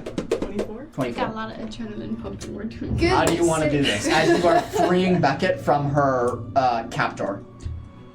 I imagine we like grapple, Mm-hmm. and as she's trying to attack Minnow, Mm-hmm. crawls across and it just bites the top of this. Oh! Nice. As Minnow crawls as Minnow crawls kind of like off your shoulder and onto this creature's head, Minnow with like her sharp teeth just kind of starts biting, and slowly over time the tendrils loosen. It grows faded white before splashing onto the ground. You're coming back into reality as you feel fuzzy, almost like you've just passed out or fainted, and you're coming back. You see stars just flashing through the sub as you look down and see like a decaying squid-like creature kind of slimy on the ground. As you rub the top of your head and look down, there's blood. You take 10 points of damage as the squid was affixed to the top of your head. As it's kind of fallen down off to the ground, it's still player's turn. The person next to Cram. Yep. Is that a person or a squid? That's the Samaya. That's Alright. the Samaya with the squid on top. I'm gonna try to take a shot at the squid. Okay. Yep. Go ahead and roll for attack. 9. That is a miss. And I need you to roll damage because you are hitting the Samaya. T. Damage with. Okay, yeah. So pretend like you hit. 9. How do you want to do this? Oh my god! Oh, I don't want to do this. If you won't, I will. Yeah, don't let you do it. Orindis, once she sees that Caliph has taken care of the Beckett situation, turns, sees the Samayan a little too close to comfort to Cram, is going to quickly draw her bow, try to shoot at the squid, just barely misses, and hits him in the head. Just as the arrow drops a little bit more than unexpectedly, lands right in the Samaya's forehead as the zombie just drops dead on the boat. It's my turn now, unfortunately. Do you have a question? I do. Yeah.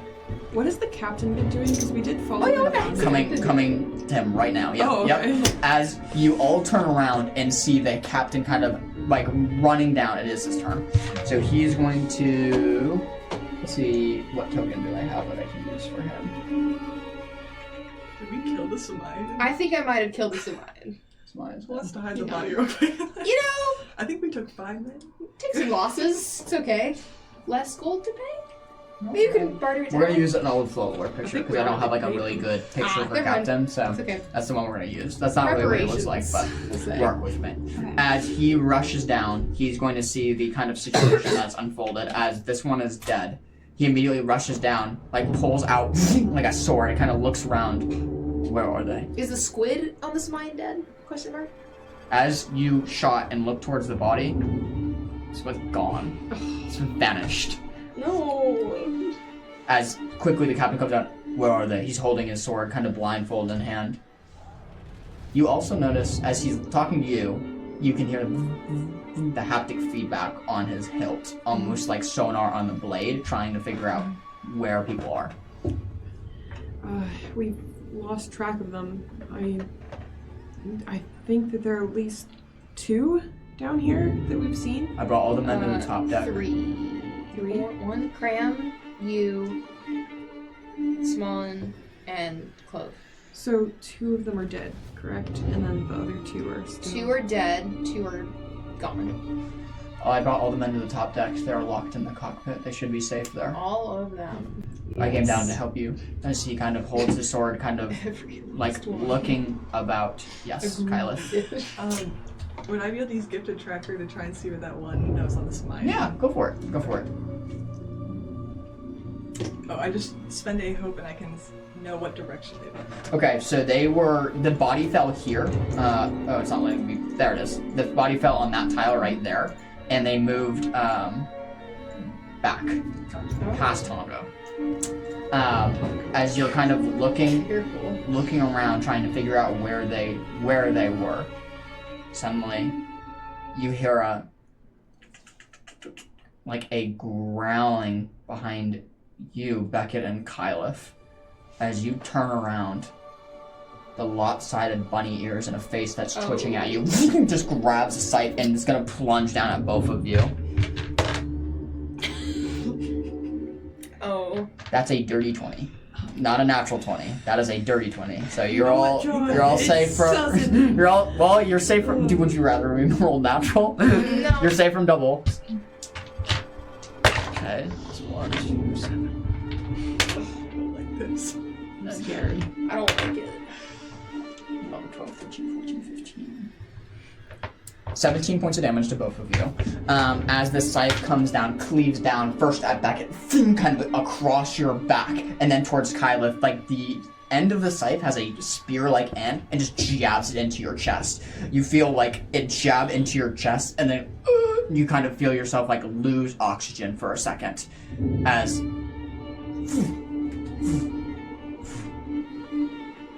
an artifact you all recognize drops from Clove's cloth. This is a lost schedule of the Duchess that just dropped from her body onto the ground as she stabbed you, just looking into your eyes, and you're looking into just white. It is player's turn. Can I just whack her with my dual staff? Yeah, go for it. Go ahead and roll for attack. Go ahead and roll for attack. Can I grab the thing that fell to the ground while she's doing that? I'll come to you if it's not my turn. Okay. Yeah. 22. Oh, that's a definite hit. That's a definite hit. Okay. Yes, with it. Wait, you should take it.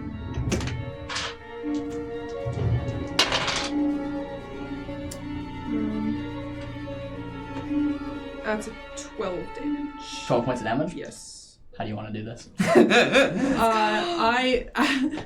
As the wind has just been knocked out of me from this attack, still staff in hand, not really knowing how it got there because that happened after the little possession. I just sort of like instinctively reach up and sideswipe the squid, trying to just whack it off of Clove's head. Yeah, easy enough. You can just knock it off of Clove's head. The squid goes flying, splats on the wall, leaving this like nasty entrails of like white goo across the wall. You can see Clove just kind of faint down to the ground as you try to like catch her. As the scythe just drops down to the ground as she slowly begins recovering from consciousness. The captain kind of looks around, like looking to make sure everybody's okay. You supposedly are all good. Some of you have damage, but the squids have all disappeared. You don't see anything else. I'm gonna spend 3 fear. Oh, I can't grab the schedule? There's still one behind. You can, I'm sorry. You run over, grab the schedule, and quickly stuff it kind of in your pack, knowing what it is. Yeah. Spending 3 fear. 3 fear? Yeah, Oh. it's the most I've ever spent. At least in this campaign. As you are all sitting around, kind of eerily waiting.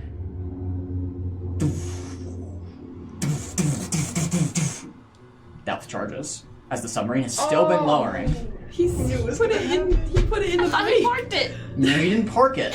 He's still been lowering this entire time. I thought for sure he parked it. We definitely parked it. Yeah. Did I say he parked Yes. it? Yes, we You parked said he it. pulls it into full park, puts it in the emergency. Okay. You know what? I think you're right. I think I did say that. So I'll retract that statement. Take back my 3 fear. Thank you. I think you're right. I think I did We're say that. making it I up. remember That'd be that. insane. No. I'm pretty sure we I parked think it. you're Yeah, I right. I think remember. I did say I think pull we- this, Yeah, and then yeah. it comes into a park. So I think you're right. Yeah. Oh, we did it. Redline that. We'll come back to it. As you all kind of look around, seemingly safe from this destruction of the squids, what do you all do? I know there's one with the gifted tracker, right? That one was killed. That's a- That one was killed. Yeah, that one was killed by.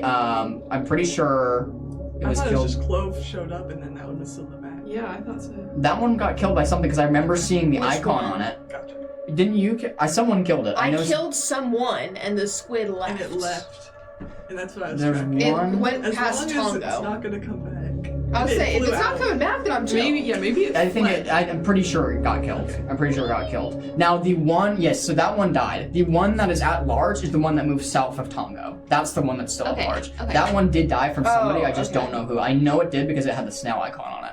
So I just don't know who killed Oh it. yes, that one was tracking- killed by Minnow. Okay, well there. So I'm that one tracking died. the one that went past No, Tongo. we're talking about the one. Oh, that was okay, killed. I got you. That's So why I was that's why I confused. don't feel no, safe yet. I'm sorry. Yep, that's why I was confused. Okay. So, yeah, you know it's out there. You know it's towards the aft of the submarine. You just don't know where. I'm gonna head next to Tongo. Okay. Do you know about it? Like, No. yeah. I'm gonna head next to him. There's still one left. You need to go back. We need to be together. And just kind of like start holding him back. Tongo just gladly moves out of the way to join the rest of the group. Yeah. And he heads over to the captain. What are these? He kind of looks towards you. You can see all of the blood has kind of like rushed from his face as he is very nervous by this. You can see sweat kind of is dripping off his face. They're a deep sea creature. They're very rare to experience. They've only had to deal with this one other time. They're known as cerebral cephalopods. They possess the ability that if they latch onto a person, they can control their mind and maneuver them in a way that usually is hostile towards our operations. What did you do last time to get rid of them? He stops. I'm gonna check the crew. As he immediately runs, kind of bolting as fast as he can. He's gonna try to run kind of up towards the top decks, ignoring your question completely, running sword in hand. Yeah. Me too. Are you all running with them? Move with him. Okay, sounds good. There you go. Yeah. As you are all running with them at like full speed, trying to like get to the topmost decks of the submarine. What you don't hear, because none of you are there as you're running, ding, ding, ding, ding, Crud. ding, ding, ding, ding, ding, ding, ding, and the frequency picks up once more as you all feel a shift of the submarine as you're all tossed to one side. That's not a depth charge, that's something else. It's something else hitting the submarine as you're going deeper and deeper.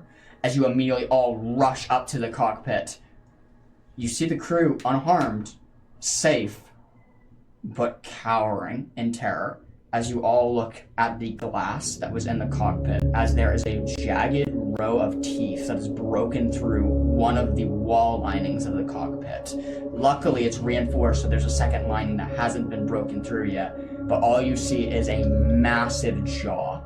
It looks like hundreds of teeth and marks that have been put onto the cockpit. As you just look, this is not getting any better. Yeah, go ahead. I will immediately go up to like the defense posts. Yeah. As you immediately go up to the defense post, what are we doing? Are you headed back to sonar? I was gonna go to defense, but if it's either me or freaking Guppy on, so obviously He's going sonar. Guppy has vanished. Just a important note for you. As I'll go to the sonar. Okay. As you go to the sonar, he's not amongst the other crew. As he's kind of like least concerned right now, but he's not amongst the other crew. That's up to you. Is he? That's up to you. What would you like to do? This is your character's turn. We're going to the sonar. I'm going to the sonar, but Sounds I'm gonna take note that Guppy is nowhere to be found. Sure. As you take note that Guppy is nowhere to be found, as you're kind of looking about the sonar, as you brought everybody back, Cram finally starting to come into consciousness. Oh, what happened back here? Is everybody okay? Did we carry him up? Yeah, I imagine Clove and Cram were carried as you guys were just trying to run as fast as you can, as they're slowly starting to come back into consciousness. As you go to the defense systems, what are you doing? I would like to once again cast Mystic Tether. It seems like the fastest solution to me. Okay, sounds good. As you shoot out the Mystic Tether, in what direction? Vaguely the direction that I saw the mouth penetrating the... That would be the cockpit. So, to be clear, you didn't see any mouth. You just saw the inlines of the jaws. You know what I mean? Like, you just saw... I might not describe it. Bite marks. I might not have described that well. Okay. You just saw the bite marks of something that's left, not the mouth of anything. You just saw how wide and gaping. In that case, I'm yelling down to Horrendous. Where am I aiming? Sonar? Sonar's all over the place. The creature is northwest, then south, then southeast, then east. It seems to just be darting all over the place. Is it pinging or is it It's moving? pinging. It's pinging. It's just moving at incredibly fast speeds. Okay. And every time it moves, the submarine shakes as it's just... Actually, before I say that, roll me a knowledge roll. You, Horrendous. You're trying to pick up this behavior of what's going on here.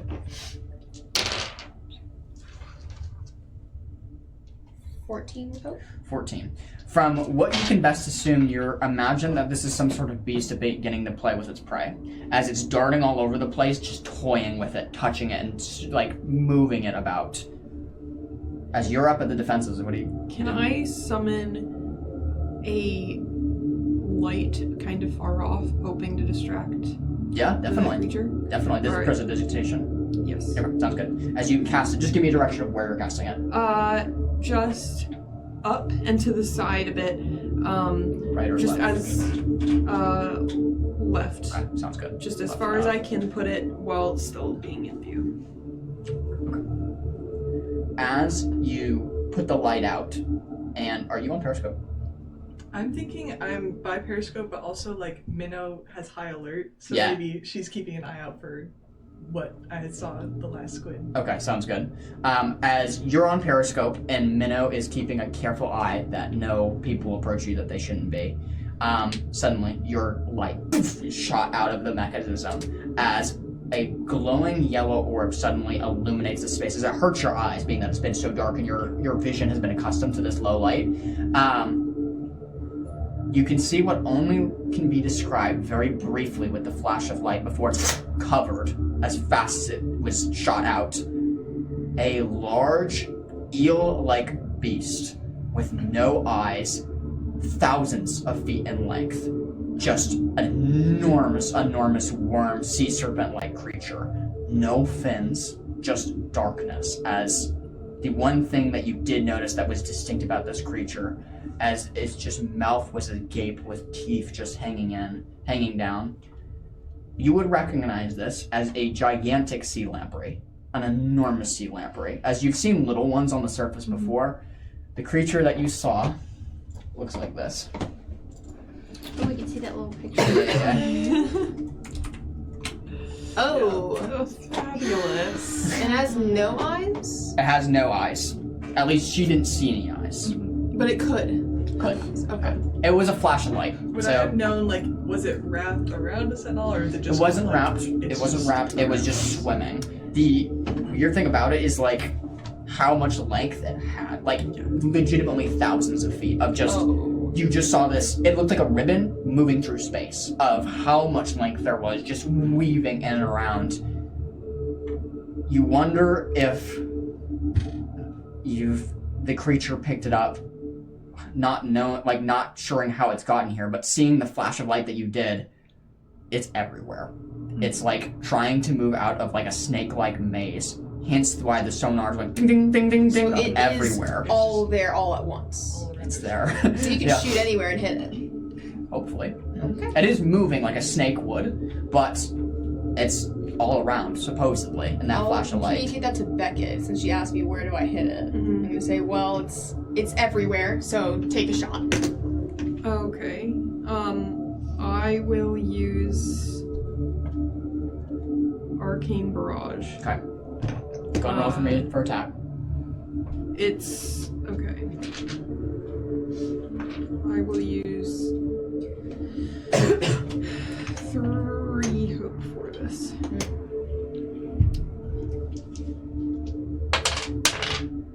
First 2 hits are both 4s. Force. Oh, the other one's a 4 as well. So, 3 strikes of 4.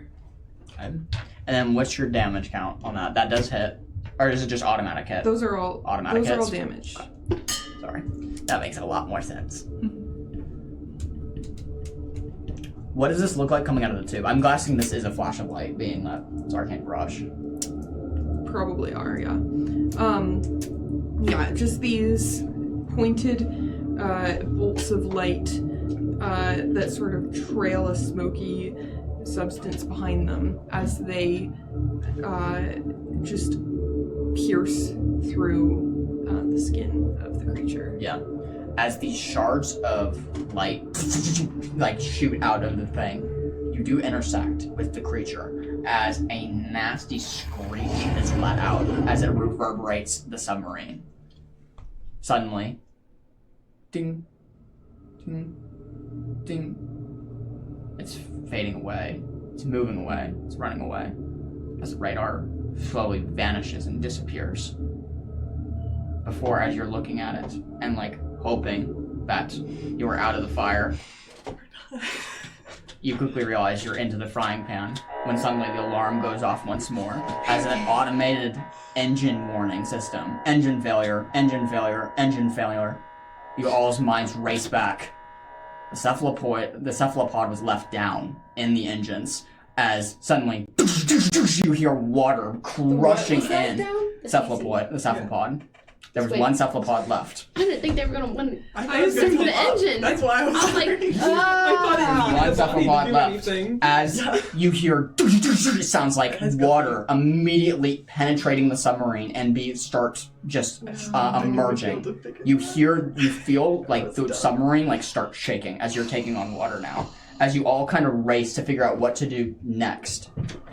On top of this. After that has happened. Where's Guppy? Where is it? Ding, ding, ding. You see, coming up from the engine room, 2 stories up, a cephalopod attached to Guppy. Just him kind of moving forward 1 step at a time, just limping towards the cockpit. The cephalopod's eyes. No, there's nothing to worry about, Arenas. It's just Guppy. Eyes just kind of eyeing you all as you all are just seeing this fishkin kind of move towards you. As the submarine is gaining weight massively, you all take 2 stress as you are dropping now at an exceeding rate because not only are your ballast tanks full, you're gaining water. So how many people does everybody have? Good? Okay. 5 stress. Okay. Full stress. So the full stress. So any stress now will start taking health from you. As you feel your ears get to a point, a sharp pop in your head at the depth as you're increasingly lower and lower as you're just dropping. Is anybody else full stress? I'm not. Okay. Your 7 stress is coming in. I would say 7 stress is... Okay. Or sorry, 8 stress. Thank you for clearing my stress, because I would be full stress if you So, Got you. Clove is not, Cram is. As Cram's Cram, he's full stress. Okay. Because he had an animal transform, which was 1, and then this was the other 5. His ears pop, he goes completely unconscious, dropping kind of near you. Just dropping, as the depth from him is just making him unconscious. As everything is going haywire right now, the submarine is sinking, everybody's trying to like race around the alarms of the red beeping and buzzing that the alarms are set. Everybody's wondering what to do with Gumpy as he's like marching forward eerily towards you, no weapon in hand, just like walking. As you are all kind of just moving about trying to figure out what to do. Roll me an instinct check. A tapping on the back of your head. I'm gonna spend all of my fear. A tapping on the back of your head, like someone's trying to cast a spell on you. Hello? Nope. Can you even keep track of it? I don't even know what's You are happening in desperate need for a miracle. You said instinct? An instinct. That is a 15 with hope.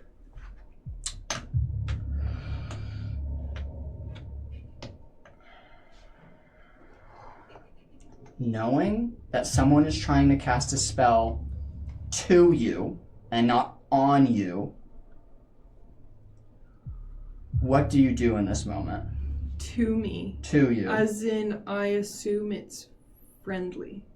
Hopefully, someone is casting a spell. It doesn't look to be in this submarine. Someone's trying to... Is it a familiar, like, magical presence? Link? Go ahead and roll me instinct with double disadvantage. Okay. Being that this is very, very, very fuzzy. You're thousands of feet from where its original signal is. Double disadvantage means... That is a 12 if you add my instinct to that. With hope. 12. Can I ask a clarifying question? Yeah. Are we assuming that Guppy with the CC is the one who did the engine damage? It's most likely being that he walked up out of the engine room. Gotcha. Most likely. As he's kind of walking forward, it's hard to tell in this moment of panic that the sub is under all of you, the buzzer's ringing, you're trying to figure out what this is. You have a choice to make, whether you accept or reject the signal. I will accept it. You accept it. As a radio frequency that's fuzzy comes in so fuzzy. You only catch out a few words, but your miracle might just come in as you are. This is Rodney. Rodney? Rodney, we read you. I only have so many words. I'm in. My man. I'm in Eldoria, and I have some friends, and I said that you run down to the trench. Is that true? Yes, Rodney. Why did you go down to the trench? Why would you do that? Let's not argue about that now, Rodney. Do you need help? Yes, Rodney. How badly do you need my help? Badly. Okay. As immediately the message drops, and you are hoping for a miracle here as the message telepathically has linked. He tried to reach Cram first and couldn't, being that he was unconscious, so did you.